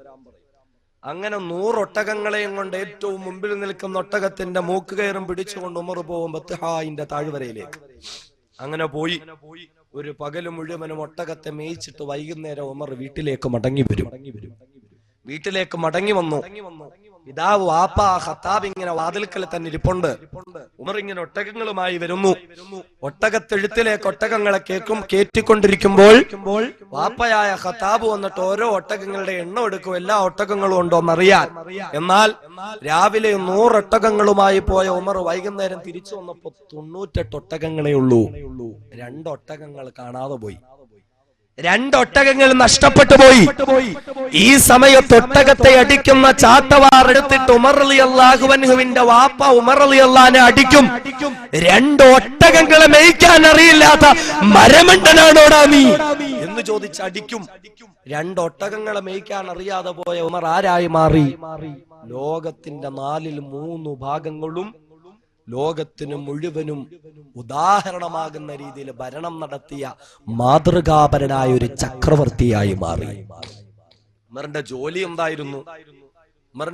എന്തായിരുന്നു? മക്കയിലെ വർഗീയവാദികളായ രാഷ്ട്രീയ വക്താക്കളുടെ കൊട്ടേഷൻ ഗുണ്ടയായിരുന്നു ഉമർ. അബൂജഹലിനും അബൂ സുഫിയാനും മുത്തുബത്തിനും ഷൈബത്തിനും ഒക്കെ ഏതെങ്കിലും പ്രതിയോഗികളെ കൊല്ലണമെങ്കിൽ ഉമറിനെ വിളിക്കും. ഉമറിനെ വിളിച്ചിട്ട് പറയും, ഉമറെ ഇത്ര രൂപ തന്നേക്കാം, പോയി അവരെ ഇങ്ങ് കൊന്നിട്ട് വരാൻ പറയും. കാല് വേണോ, തല വേണോ, കൈ വേണോ പറയുന്നതിന് കൊണ്ടുവന്ന് മുമ്പിൽ വെച്ചു കൊടുക്കും. അതിന് മിടുക്കനാ ഉമർ. എല്ലാവർക്കും ഉമറിനെ പേടിയാ. അങ്ങനെ മക്കയിലെ കൊട്ടേഷൻ ഗുണ്ടയായിരുന്നു ഉമർ. ആ മഹാനായ ഉമറിനെ ഒരിക്കൽ ഇതാ ഖുറൈശി പ്രമുഖന്മാര് വിളിക്കുകയാണ്. എന്നിട്ട് ഉമറിനോട് പറയുന്നു, ഉമറേ, ഞങ്ങൾക്ക് വേണ്ടി നീ ഒരാളുടെ തലയറുക്കണം ഉമറേ. മഹാനായ ഉമർ റളിയല്ലാഹു അൻഹു തയ്യാറാവുകയാണ്. മഹാനായ ഉമർ റളിയല്ലാഹു അൻഹുവിന് 100 ഒട്ടകങ്ങളെ കൊടുക്കാമെന്ന് ഖുറൈശികളെ സമ്മതിക്കുകയാണ്. എന്നിട്ട് ഉമറിനോട് പറയുന്നു, ഉമറേ, ആരെയാണ് നീ കൊല്ലേണ്ടതെന്നറിയുമോ ഉമറേ? അത് വേറെ ആരെയുമല്ല ഉമറേ, അബ്ദുള്ളയുടെ പുത്രനായ മുഹമ്മദ് മുസ്തഫ സല്ലല്ലാഹു അലൈഹി വസല്ലമയുടെ തലയറുക്കണം ഉമറേ. അള്ളാന്റെ ഹബീബിന്റെ തലയെറുക്കാൻ ഉമറിന് കൊട്ടേഷൻ കൊടുക്കുകയാണ്. ഉമർ കൊട്ടേഷനും ഏറ്റെടുത്തുകൊണ്ട് കുതിരപ്പുറത്ത് കയറി ശരവേഗത്തിൽ പാഞ്ഞുകൊണ്ടിരിക്കുകയാണ്. പോകുന്ന വഴിയിൽ ഉമറിനെ ഒരു കൂട്ടുകാരൻ കാണുകയാണ്. മഹാനായ സഅദ് ഇബ്നു അബീ വഖാസ് റളിയല്ലാഹു അൻഹു കാണുകയാണ്. ഉടൻ തന്നെ മഹാനവറുകൾ ചോദിച്ചു, ഉമറേ, അയിന തുരീദു യാ ഉമർ? ഉമറേ, എവിടേക്ക് പോകുന്നു ഉമറേ? ഉടവാളും ഒരു ഉയർത്തിപ്പിടിച്ചുകൊണ്ട് തന്റെ കുതിരപ്പുറത്ത് കയറിക്കൊണ്ട് ശരവേഗത്തേക്ക് എവിടേക്ക് പാഞ്ഞു പോകുന്നു ഉമർ. ഉടൻ തന്നെ മഹാനായ ഉമർ കുതിരയുടെ കടിഞ്ഞാൻ വലിക്കുകയാണ്. എന്നിട്ട് ഉമർ പറയുന്നു, അല്ലയോ സഅദേ, ഉരീദു ഹാദ സബീല്ലദീ ഫറഖ അംറ ഖുറൈശ്. ഖുറൈശികളുടെ വിശ്വാസങ്ങൾ അന്ധവിശ്വാസം എന്ന് പറഞ്ഞ, ഖുറൈശികളുടെ ആചാരങ്ങൾ അനാചാരങ്ങൾ എന്ന് പറഞ്ഞ, ഖുറൈശിയുടെ നേതാക്കന്മാർ സ്വേച്ഛാധിപതികൾ എന്ന് പറഞ്ഞ, ഇത്രയും നാൾ നമ്മൾ അടിമകളെ പോലെ കഴിഞ്ഞ മനുഷ്യരുണ്ടല്ലോ, അവർക്കെല്ലാം സ്വാതന്ത്ര്യം വേണമെന്ന് പറഞ്ഞ മുഹമ്മദിനെ തിരക്കിക്കൊണ്ട് ഞാൻ പോകുന്നു സഅദ്. എന്തിനെന്നറിയുമോ? ഫഅഖ്തുലുഹു, ആ മുഹമ്മദിനെ കൊല്ലാൻ പോവുകയാണ്, ആ മുഹമ്മദിന്റെ തലയറുക്കാൻ പോവുകയാണ്. ഉടൻ തന്നെ മഹാനായ സഅദ് റളിയല്ലാഹു അൻഹു രഹസ്യമായി മുസ്ലിമായ സ്വഹാബിയാണ്. മഹാനവറുകൾ ചോദിച്ചു, ഉമറേ, നീ എങ്ങാനും അല്ലാഹുവിന്റെ ഹബീബിനെ കൊന്നു കളഞ്ഞ റസൂലുള്ളാഹിന്റെ കുടുംബക്കാരായ അബ്ദു മനാഫ് കുടുംബക്കാര് നിന്നെ വെറുതെ വിടുമെന്ന് തോന്നുന്നോ ഉമറേ? താരിഖീക തംശി അലൽ അർള്, ഭൂമിയിലൂടെ സ്വസ്ഥമായി നടന്നു നീങ്ങാൻ അല്ലാഹുവിന്റെ ഹബീബിന്റെ കുടുംബക്കാര് നിന്നെ വെറുതെ വിടുമെന്ന് തോന്നുന്നുണ്ടോ ഉമറേ? നീ ആ ഹബീബിനെ കൊല്ലാൻ വരാൻ പോകുന്നെങ്കിൽ അതിനേക്കാൾ ആദ്യം നീ നന്നാക്കേണ്ടത് ആരെയെന്നറിയുമോ ഉമർ? അഫലോ തർജു ഇലാ അഹ്ലിക ഫഖൗം അംറഹും. ഏ ഉമറേ, എങ്കിലും നീ ആദ്യം പോകേണ്ടുന്നത് നിന്റെ സഹോദരിയുടെ വീട്ടിലേക്കാണ് ഉമർ. അവരെ നന്നാക്കും ഉമർ. നിന്റെ സഹോദരി ഫാത്തിമ മുസ്ലിമായി ഉമർ. നിന്റെ സഹോദരിയുടെ ഭർത്താവ് ഫാത്തിമയുടെ ഭർത്താവും മുസ്ലിമായി ഉമർ. ആദ്യം അവരെ നന്നാക്കും ഉമർ. എന്നിട്ട് നീ ബാക്കിയുള്ളവരെ നന്നാക്കുക.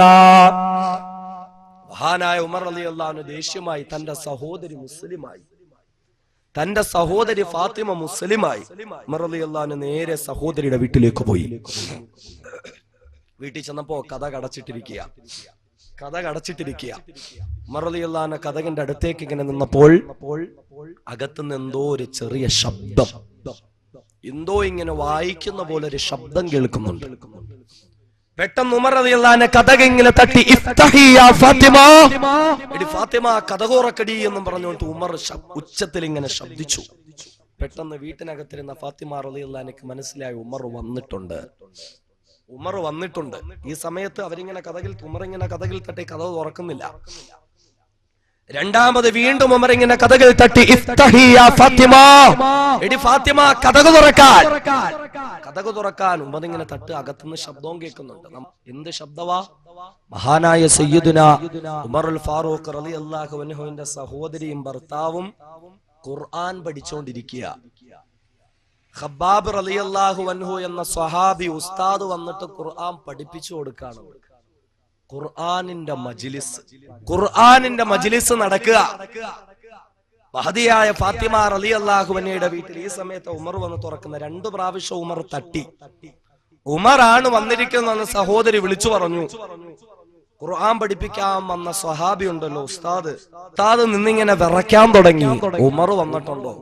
പാവപ്പെട്ടവൻ ഖുർആനൊന്നും എടുക്കാൻ നിന്നില്ല. കാരണം താനിവിടെ ഖുർആൻ പഠിപ്പിക്കാനാ വന്നതെന്നറിഞ്ഞാല് ഉമറിന്റെ കയ്യിൽ എന്നെ കിട്ടിക്കഴിഞ്ഞാൽ ഉമർ ആദ്യം എന്നെ പീസാക്കും. അതുകൊണ്ട് ഓടി. ഖുർആനൊന്നും എടുക്കാൻ നിന്നില്ല. അടുക്കളയുടെ ഭാഗത്തൊക്കെ ഇറങ്ങി ഒരു ഒറ്റ ഓട്ടമായിരുന്നു. എവിടെയോ കയറി ഒളിച്ചിരുന്നു പാവപ്പെട്ടവൻ. ഉമറിന്റെ സഹോദരി കതക് തുറക്കണം. 2 പ്രാവശ്യം ഉമർ തട്ടി. ദേഷ്യത്തിലാന്ന് മനസ്സിലായി. ഇനി തട്ടലൊന്നും ഉണ്ടാവൂല, ചവിട്ടിപ്പൊളിച്ചകത്തു വരലായിരിക്കും. അതുകൊണ്ട് അതിനു മുമ്പേ കതക് തുറന്നേ പറ്റുള്ളൂ. ഉമറിന്റെ സഹോദരി ചെന്ന് കതക് തുറന്നു. ഉമർ റളിയല്ലാഹു അൻഹു വീട്ടിനുള്ളിലേക്ക് വന്നു. എടി ഫാത്തിമ നീ മുസ്ലിമായോ എന്ന് ചോദിച്ച് മറുപടി പറയുന്നതിന് മുമ്പേ അടി അങ്ങ് തുടങ്ങി. മുസ്ലിമായോ എന്നും ചോദിച്ചിട്ട് അടി അങ്ങോട്ട് തുടങ്ങി. തടസ്സം പിടിക്കാമെന്ന തന്റെ അളിയനെ, സഹോദരി ഭർത്താവിനെ അടിച്ചു. കയ്യിൽ എന്തൊക്കെ കിട്ടിയോ അതൊക്കെ എടുത്ത് 2 പേരുടെയും ശരീരത്തിൽ ഒരുപാട് മർദ്ദിച്ചു ഉമർ. 2 പേരുടെയും ശരീരം പൊട്ടിയൊഴുകി, തല പൊട്ടിയൊഴുകി, താടി പൊട്ടിയൊഴുകി, ശരീരം മുഴുവനും രക്തമായി. അവസാനം 2 പേരും 2 വശത്തേക്ക് തളർന്നു വീണു. ഉമറിന്റെ ദേഷ്യം തീരുന്നില്ല. പക്ഷെ ഇനി ആരെ അടിക്കാനാ? അടികൊണ്ട് 2ഉം താഴെ വീണു. ഇനി അടിക്കാൻ ആളില്ല. പക്ഷെ ദേഷ്യം തീരുന്നില്ല ഉമറിന്റെ. ദേഷ്യത്തോട് ഉമർ ഇങ്ങനെ നിൽക്കുമ്പോഴാണ് ഒരു വശത്ത് ഖുർആൻ കിടക്കുന്നു. ഖബ്ബാബ് റളിയല്ലാഹു അൻഹു ഖുർആനൊന്നും എടുക്കാതാണല്ലോ ഓടിയത്. അപ്പൊ ഖുർആൻ അവിടെ കിടക്കുന്നുണ്ട്. ഖുർആന്റെ ഒരു ഭാഗം ഉമർ റളിയല്ലാഹു അൻഹു പെട്ടെന്ന് അതെടുക്കാൻ പോയി. ഇത്രയും നേരം ഉമർ അടിച്ചത് തന്നെ ഖുർആൻ പഠിച്ചതിനാ. പക്ഷെ ഉമറിന്റെ സഹോദരി അതുകൊണ്ടൊന്നും പിന്മാറിയില്ല. പെട്ടെന്ന് അവിടെ കിടന്നിട്ട് ആ ഖുർആൻ എടുത്തു കെട്ടി അങ്ങ് പിടിച്ചു. കാരണം ഉമറിന്റെ പെങ്ങളാണല്ലോ. ആ ഒരു ധീരത എന്തായാലും ഉണ്ടാവുമല്ലോ. മഹാനായ ഉമർ പറഞ്ഞു, ഫാത്തിമ മര്യാദക്ക് അങ്ങിങ്ങ് തരാൻ പറഞ്ഞു. ഫാത്തിമ അതിങ്ങ് താ, എന്താന്ന് ഞാനൊന്ന് നോക്കട്ടെ. മഹദിയായ ഫാത്തിമ റളിയല്ലാഹു അൻഹ തരില്ല ഉമറെ, കൊന്നാലും തരില്ല.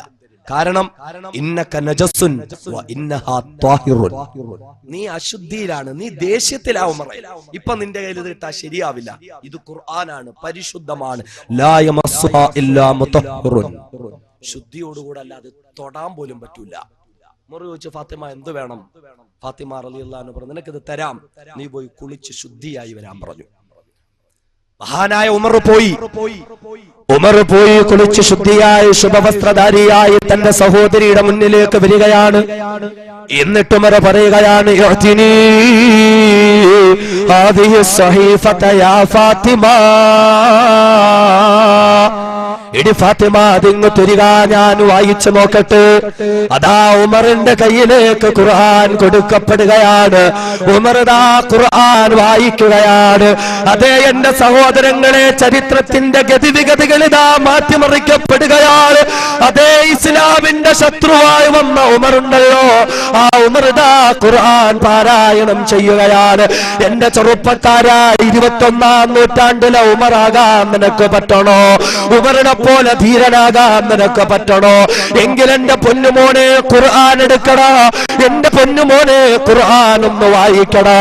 ഉമർ ദാ ഖുർആൻ വായിക്കുകയാണ്. ബിസ്മില്ലാഹിർ റഹ്മാനിർ റഹീം. ദുനിയാവിലെ വഴിപ്പെട്ടവർക്കും വഴിപ്പെടാത്തവർക്കും കരുണ ചെയ്യുന്ന അല്ലാഹ്, എന്നാൽ അങ്ങ് ആഖിറത്തിലോ തന്നെ വഴിപ്പെട്ടവർക്ക് മാത്രം കരുണ ചെയ്യുന്ന അല്ലാഹ്. അങ്ങനെയുള്ള അല്ലാഹുവിന്റെ മാപത്തിലാണല്ലോ ഇത് പ്രാരംഭം കുറിക്കുന്നത്. ഒരു നിമിഷം ഉമർ ചിന്തിക്കുകയാണ്, പടച്ചവനെ ഇതെത്രയോ നല്ല നാമങ്ങളാണ്, പടച്ചവനെ ഇതെത്രയോ നല്ല നാമങ്ങളാണ്. വീണ്ടും ഉമർ ഇങ്ങനെ വായിക്കുകയാണ്. ത്വാഹ മാ അൻസൽനാ അലൈക്കൽ ഖുർആന ലിതഷ്ഖാ ഇല്ലാ തദ്കിറതൻ ലിമൻ യഖ്ശാ. ഉമർ വായിക്കുകയാണ്, ഉമർ വായിക്കുകയാണ്. ത്വാഹ, ഏ ത്വാഹ നബിയേ, മാ അൻസൽനാ അലൈക്കൽ ഖുർആന ലിതഷ്ഖാ ഇല്ല നബിയേ, ഇല്ല നബിയേ, താങ്കളെ വിഷമിപ്പിക്കാൻ ഞാൻ ഖുർആൻ ഇറക്കിയിട്ടില്ല നബിയേ, താങ്കളെ ബുദ്ധിമുട്ടിക്കാൻ ഞാൻ ഖുർആൻ ഇറക്കിയിട്ടില്ല നബിയേ. ഒരു നിമിഷം ഉമർ ചിന്തിക്കുകയാണ്, ഇതെത്രയോ സാഹിത്യ സമ്പുഷ്ടമായ സംഭാഷണങ്ങളാണ്, ഇതെത്രയോ മനുഷ്യ മനസ്സുകളെ പിടിച്ചു നിർത്തുന്ന വാചകങ്ങളാണ്. ഇങ്ങനെ ഒരു വാചകങ്ങൾ എഴുതി ചേർക്കാൻ ലോകത്തൊരു മനുഷ്യനെ കൊണ്ടും സാധിക്കുകയില്ല, ലോകത്തൊരു സൃഷ്ടിയെ കൊണ്ടും സാധിക്കുകയില്ല. എന്ന് മാത്രമല്ല, മുഹമ്മദ് സാഹിത്യം പഠിച്ച ആളല്ല, മുഹമ്മദിന് എഴുതാൻ അറിയില്ല, മുഹമ്മദിന് വായിക്കാൻ അറിയില്ല. ഇത് മനുഷ്യരുടെ സൃഷ്ടാവിന്റെ വാക്കുകളാണ്. വീണ്ടും ഉമർ ഇങ്ങനെ വായിച്ച് വായിച്ച് വായിച്ച് വരികയാണ്. ഇന്നനി അനല്ലാഹ്, ഇന്നനി അനല്ലാഹ്, നിശ്ചയം ഞാനാണ് അല്ലാഹ്, നിശ്ചയം ഞാനാണ് അല്ലാഹ്. ലാ ഇലാഹ ഇല്ലാ അന ഫഅബ്ദുനി, അതുകൊണ്ട് എന്നെ മാത്രം ആരാധിക്കണേ, എനിക്ക് മാത്രം ഇബാദത്തുകൾ ചെയ്യണേ. ഉമറിന്റെ മനസ്സിൽ വിശ്വാസത്തിന്റെ വേലിയേറ്റങ്ങൾ സൃഷ്ടിക്കപ്പെടുകയാണ്. ഉമർ ചിന്തിക്കുകയാണ്, എല്ലാവരും അല്ലാഹുവിനെ ആരാധിക്കേണ്ടവരാണെങ്കിൽ, അല്ലാഹുവിനെ ലോകത്തിന്റെ സൃഷ്ടാവായ സർവചരാചരങ്ങളെയും സൃഷ്ടിച്ച് പരിപാലിക്കുന്ന ലോകത്തിന്റെ സർവേശ്വരനായ അല്ലാഹുവിനെ മാത്രം ആരാധിക്കേണ്ടവരാണെങ്കിൽ, ഉമർമാ അല്ലാഹുവിന്റെ അടിമയാണല്ലോ, ഉമർമാ അല്ലാഹുവിനെ ആരാധിക്കേണ്ടവരാണല്ലോ. ഉടൻ തന്നെ ഉമർ ചോദിച്ചു, ഫാത്തിമ ഐന മുഹമ്മദ് യാ ഫാത്തിമ, എടി ഫാത്തിമ, മുഹമ്മദ് എവിടെയുണ്ട് ഫാത്തിമ, എനിക്ക് മുഹമ്മദിനോടൊന്ന് സംസാരിക്കണം ഫാത്തിമ. ഫാത്തിമ റളിയല്ലാഹു അൻഹയ്ക്ക് എവിടെയാണെന്നറിയില്ല. അകത്ത് കയറി ഒളിച്ചിരുന്ന സ്വഹാബിയുണ്ടല്ലോ, ഖുർആൻ പഠിപ്പിക്കാൻ വന്ന ഖബ്ബാബ് റളിയല്ലാഹു അൻഹു, മഹാനവറുകൾ പുറത്തേക്ക് വരികയാണ്. എന്നിട്ട് ചോദിച്ചു, ഉമറേ നിനക്കറിയണോ അള്ളാന്റെ ഹബീബ് എവിടെയുണ്ടെന്ന്? ഉമറേ നിനക്കറിയണോ? ഞാൻ പറഞ്ഞു തരാം ഉമറേ, ഞാൻ പറഞ്ഞു തരാം ഉമറേ, ഉറപ്പായും നീ റസൂലുള്ളാഹിനെ ഒന്ന് കാണണം ഉമറേ, ഉറപ്പായും റസൂലുള്ളാഹിനോട് സംസാരിക്കണം ഉമറേ. എന്താണ് കാര്യമെന്ന് ചോദിക്കുമ്പോൾ ഖബ്ബാബ് റളിയല്ലാഹു അൻഹു മറുപടി പറയുന്നു, ഉമറേ നിനക്കറിയുമോ, നീ റസൂലുള്ളാഹിന്റെ തലയെറുക്കാൻ വേണ്ടി നടക്കുമ്പോൾ, നീ റസൂലുള്ളാഹിനെ കൊന്ന് കൊലവിളിക്കാൻ നടക്കുമ്പോൾ, ഉമറേ പാതിരാത്രിയുടെ നിശബ്ദതയിൽ അല്ലാഹുവിന്റെ ഹബീബ് എഴുന്നേൽക്കുകയാണ്. അള്ളാന്റെ ഹബീബ് കാലും ഈരുവണ്ണം വെക്കുന്ന രീതിയിൽ അള്ളാന്റെ ഹബീബ് നിന്ന് നിസ്കരിക്കുകയാണ്. എന്നിട്ടതാ കണ്ണീരടിക്ക് പൊട്ടിക്കരഞ്ഞ് ദുആ ചെയ്യുകയാണ്. അല്ലാഹുമ്മ അയ്യിദുൽ ഇസ്ലാം ബി ഉമർ ഇബ്നുൽ ഖത്താബ് ഔ ബി അംർ ഇബ്നുൽ ഹിശാം. പടച്ചവനേ, ഒന്നുകിൽ അബൂജഹലിനെ മുസ്ലിമാക്കി മുസ്ലിമാക്കിക്കൊണ്ട്, അല്ലെങ്കിൽ ഖത്താബിന്റെ മകൻ ഉമറിനെ മുസ്ലിമാക്കിക്കൊണ്ട് നീ ഇസ്ലാമിനെ ശക്തിപ്പെടുത്തണേ നാഥാ എന്ന് ഉമറേ നിനക്ക് വേണ്ടി അല്ലാഹുവിന്റെ ഹബീബ് ദുആ ചെയ്യുമായിരുന്നു. ഉമറേ, മഹാനായ ഉമർ ചിന്തിക്കുകയാണ്, ഞാൻ മുഹമ്മദിന്റെ തലയിറക്കാൻ നടക്കുമ്പോൾ, ഞാൻ മുഹമ്മദിനെ കൊന്നു കൊലവിളിക്കാൻ നടക്കുമ്പോൾ മുഹമ്മദ് എനിക്ക് വേണ്ടി ദുആ ചെയ്യുകയാണോ? മുഹമ്മദ് എനിക്ക് വേണ്ടി കണ്ണീരെടുക്കുകയാണ് എങ്കിൽ അയിന് മുഹമ്മദ് യാ ഖബ്ബാബ്, ആ മുഹമ്മദ് എവിടെയുണ്ട് ഖബ്ബാബ്? ഫീ ദാരിൽ അർഖം ഇൻദ സഫാ, ഏ ഉമറേ സഫാ പർവതത്തിന്റെ ചാരത്തുള്ള അർഖം റളിയല്ലാഹു അൻഹുവിന്റെ വീട്ടിലുണ്ട് ഉമറേ. അവിടെ ചെന്നാൽ നിനക്ക് റസൂലുള്ളാഹിനെ കാണാം ഉമറേ. മഹാനായ ഉമർ റളിയല്ലാഹു അൻഹു പോയി അർഖം റളിയല്ലാഹു അൻഹുവിന്റെ വീട്ടിൽ ദാറുൽ അർഖമിലേക്ക് അവിടെ പോയി കടന്നു ചെന്നു. കഥ കടച്ചിട്ടിരിക്കുക. കഥകിങ്ങനെ തട്ടി കഥ ഉറക്കാൻ പറഞ്ഞു. റസൂലുള്ളാഹി തങ്ങൾ ഓരോ സഹാബാക്കൾക്ക് ഡ്യൂട്ടി കൊടുത്തിട്ടുണ്ട്. ഒരു സഹാബിക്ക് കൊടുത്ത ഡ്യൂട്ടി കഥകിന്റെ അകത്ത് ഇങ്ങനെ വാച്ച്മാൻ ആയിട്ടിരിക്കണം. ആരെങ്കിലും വന്ന കഥകിൽ തട്ടി ആ കഥക് തുറക്കണം, എന്താ കാര്യം എന്ന് ചോദിക്കണം, എന്നോട് വന്ന് പറയണം. കഥ ഇങ്ങനെ തട്ടി ആ സഹാബി റസൂലുള്ളാഹി ജോലി ഏൽപ്പിച്ചിരിക്കുകയാണോ, വലിയ കാര്യത്തില് കഥകിങ്ങനെ തുറന്നു. കഥക് തുറന്നപ്പോ വാളുമൊക്കെ ഊരി പിടിച്ചിട്ട് ഉമർ ഇങ്ങനെ നിൽക്കുക. തുറന്നതിനെ കാട്ടി വേഗത്തിൽ കഥകങ്ങടച്ചു. തുറന്നതിനെ കാട്ടി വേഗത്തിൽ കഥകങ്ങടച്ചു. കാരണം ആകെ 40ഓളം സഹാബാക്കളേ ഉള്ളൂ. എല്ലാരും പേടിച്ചു വന്ന് അകത്ത് കയറിയിരിക്കുന്നതും ഉമറിനെ പേടിച്ചിട്ട് എല്ലാവർക്കും പേടിയാ. അല്ലാണ്ട് റസൂല് പറഞ്ഞു, ഉമറങ്ങാണ് ഒരു വഴിയിൽ വന്നാ ശൈത്താൻ ആ വഴിയിലെ കാല് വെക്കൂല എന്ന് പറഞ്ഞാൽ ഉമർ റളിയല്ലാഹു അൻഹു കല്ലമ്പലത്ത് ഇങ്ങനെ നടക്കുക. കല്ലമ്പലത്ത് NH-47 ഉണ്ട്. NH-47 ഉമർ റളിയല്ലാഹു അൻഹു ഉണ്ട് ഒരു സൈഡില്. എങ്കിൽ പിന്നെ ശൈത്താൻ നാഷണൽ ഹൈവേയുടെ പരിസരത്തെ ഉണ്ടാവൂല. അത്ര പേടി എല്ലാവർക്കും ഉമർ റളിയല്ലാഹു അൻഹുവിനെ. സഹാബി ഇങ്ങനെ വിറയ്ക്കാൻ തുടങ്ങി. ഉമർ വന്നോ പടച്ചോനെ? പെട്ടെന്ന് ഉമറിനെ പുറത്തുനിന്ന് ഗർജിച്ചു, എനിക്ക് മുഹമ്മദിനെ ഒന്ന് കാണണം സല്ലല്ലാഹു അലൈഹി വസല്ലം. പെട്ടെന്ന് ആ സഹാബി ഓടുമ്പോ തന്നെ അകത്ത് നിന്ന് ഹംസ റളിയല്ലാഹു അൻഹു കാര്യം മനസ്സിലായി, എന്തോ പ്രശ്നമുണ്ട്. ഹംസ റളിയല്ലാഹു എന്നൊക്കെ പറഞ്ഞാൽ അല്പസ്വല്പം അടിതടയും ശക്തിയൊക്കെ ഉള്ള ആളാ. പിടിച്ചങ്ങിട്ട് നിർത്തി. എങ്ങോട്ടാ ഓടുന്നേ? ഉമർ വന്നിട്ടുണ്ട്, റസൂലുള്ളാഹിനെ കാണണോന്ന് പറഞ്ഞു. അതിന് നീ ഇത്ര പേടിക്കുന്ന എന്തിനാ? അതിന് നീ ഇത്ര പേടിക്കേണ്ട ആവശ്യം എന്താ? നമുക്ക് ചോദിക്കാം. നേരെ റസൂലുള്ളാഹിന്റെ അടുത്ത് പോയി അള്ളാഹിന്റെ ഹബീബിനോട് പറഞ്ഞു, നബിയെ ഉമർ വന്നു, കഥക് തുറക്കണോ? റസൂലുള്ളാഹി പറഞ്ഞു, കഥ തുറന്നോ, കുഴപ്പമൊന്നുമില്ല. കഥക് തുറന്നോ, കുഴപ്പമൊന്നുമില്ല. എന്നിട്ട് അള്ളാഹിന്റെ ഹബീബ് കഥക് തുറക്കുന്നതിന് മുമ്പ് ഹംസ റളിയല്ലാഹു അൻഹു വിളിച്ചു. ഹംസ എന്റെ വലതുവശത്ത് നിൽക്കാൻ പറഞ്ഞു. അലി റളിയല്ലാഹു അൻഹു വിളിച്ചു. അലി എന്റെ ഇടതുവശത്ത് നിൽക്കാൻ പറഞ്ഞു. എന്തിനാ? Security, body guard. അല്ലാഹു തആല ഏത് സമയത്ത് റസൂലുള്ളാഹി തങ്ങൾക്ക് വല്ലാഹു യഅ്സിമുക മിനന്നാസ്, നബിയെ താങ്കൾ വിഷമിക്കണ്ട, പേടിക്കണ്ട, എന്തു വന്നാലും അല്ലാഹ് നോക്കിക്കോളും എന്ന് പടച്ച തമ്പുരാൻ എന്ന് പരിപൂർണ സെക്യൂരിറ്റി എടുത്ത് ആയത്തിറക്കുക. അതുവരെയും റസൂലുള്ളാഹി സെക്യൂരിറ്റി ആയിട്ട് ആളെ നിർത്തും. ഇതൊക്കെ പാഠമാണ് സമുദായത്തിന് പാഠവാ. പ്രതിരോധത്തിന്റെ മഹത്തായ പാഠങ്ങൾ മറന്നുപോയ സമുദായത്തിന് ഇതൊക്കെ പാഠവാ. പടച്ചതമ്പുരാൻ മനസ്സിലാക്കാൻ തൗഫീഖ് തരട്ടെ. അങ്ങനെ പല സംഭവങ്ങളും ഉണ്ട്, വിശദീകരിക്കാൻ സമയമില്ല. മഹാനായ ഉമറിന്റെ മുന്നിൽ ദാറുൽ അർഖമിന്റെ കഥക് തുറക്കപ്പെടുകയാണ്. ഉമർ ദാ വാളുമൂരി ഉയർത്തിപ്പിടിച്ചുകൊണ്ട് നടന്നു വരികയാണ്. ഇലാ ഹളറത്തി റസൂലില്ലാഹ്, അല്ലാഹുവിന്റെ ഹബീബിന്റെ അടുക്കലേക്ക് ഉമർ നടന്നു വരികയാണ്. അല്ലാഹുവിന്റെ ഹബീബിന്റെ മുന്നിൽ ഉമർ ദാ ഇരിക്കുകയാണ്. മഹാനായ ഹംസ റളിയല്ലാഹു അൻഹു വാളുമൂരി ഉയർത്തിപ്പിടിക്കുകയാണ്. മഹാനായ അലിയാര് തങ്ങൾ ആയുധങ്ങൾ കൊണ്ട് കാത്തു നിൽക്കുകയാണ്. ഉമർ തന്റെ വാളൊന്ന് വീശിയാൽ അല്ലാഹുവിന്റെ ഹബീബിന്റെ ശരീരത്ത് പതിക്കുന്നതാണ്. സ്വഹാബാക്കൾ ശ്വാസം അടക്കി പിടിച്ചുകൊണ്ട് നോക്കി നിൽക്കുകയാണ്.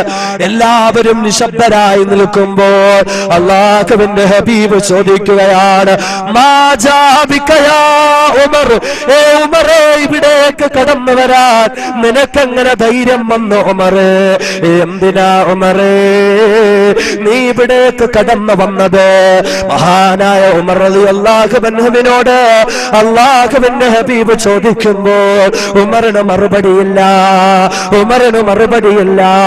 വീണ്ടും അല്ലാഹുവിന്റെ ഹബീബ് ചോദിക്കുകയാണ്, മാ ജാഅ ബിക യാ ഉമർ, എന്തിനാ ഉമറേ നീ ഇങ്ങോട്ട് കടന്നു വന്നത്? അപ്പോഴും ഉമറിന് മറുപടിയില്ല. സ്വഹാബാക്കൾ ജാഗരൂകരായി കാത്തു നിൽക്കുകയാണ്. മൂന്നാമത്തെ സന്ദർഭത്തിൽ അല്ലാഹുവിന്റെ ഹബീബ് കൈ നീട്ടുകയാണ്. ഫഅഖദ ബിഹുജ്സതിഹി, ഉമറിന്റെ മടിക്കത്തിൽ അല്ലാഹുവിന്റെ ഹബീബ് പിടിക്കുകയാണ്. എന്നിട്ടോ സുമ്മ ജദബഹു ജദബൻ ശദീദോ, എന്നിട്ട് ഉമറിന്റെ അരക്കത്തിൽ പിടിച്ചിട്ട് അല്ലാഹുവിന്റെ ഹബീബ് ഉമറിനെ വലിച്ച് തന്നിലേക്ക് അടുപ്പിക്കുകയാ. അല്ലാഹുവിന്റെ റസൂലിന്റെ മുഖവും ഉമറിന്റെ മുഖവും ഇതാ അടുത്തടുത്ത് നിൽക്കുകയാണ്. അല്ലാഹുവിന്റെ ഹബീബ് ചോദിച്ചു, ഉമറേ മാ ജാഅ ബിക യാ ഉമർ, ഏ ഉമറേ ഇസ്ലാമിന്റെ പാളയത്തിലേക്ക് കടന്നു വരാൻ നിനക്കെങ്ങനെ ധൈര്യം വന്നു ഉമറേ? നിനക്കെങ്ങനെ ധൈര്യം വന്നു ഉമറേ? മഹാനായ ഉമർ പ്രഖ്യാപിക്കുകയാണ്, ലിഉമിന ബില്ലാഹി വറസൂലിഹി അശ്ഹദു അല്ലാ ഇലാഹ ഇല്ലല്ലാഹ് വഅന്നക റസൂലുള്ളാഹ്. അല്ലാഹുവിൽ വിശ്വസിക്കാനാ ഉമർ വന്നത്, അല്ലാഹുവിന്റെ റസൂലിനെ വിശ്വസിക്കാനാ ഉമർ വന്നത്. ഉമർ ഷഹാദത്ത് ചൊല്ലി മുസ്ലിമാവുകയാണ്. ഉമർ ദാ ഇസ്ലാമിന്റെ പോരാളിയായി മാറുകയാണ്. എന്റെ സഹോദരാ, നിനക്കും കഴിയട്ടെ, എന്റെ സഹോദരിമാരെ നിങ്ങൾക്കും കഴിയട്ടെ, ഖുർആനിലൂടെ വിശ്വാസത്തിലേക്ക് കടന്നു വരാൻ, ഖുർആനിലൂടെ ജീവിതത്തിൽ മാറ്റമുണ്ടാക്കാൻ.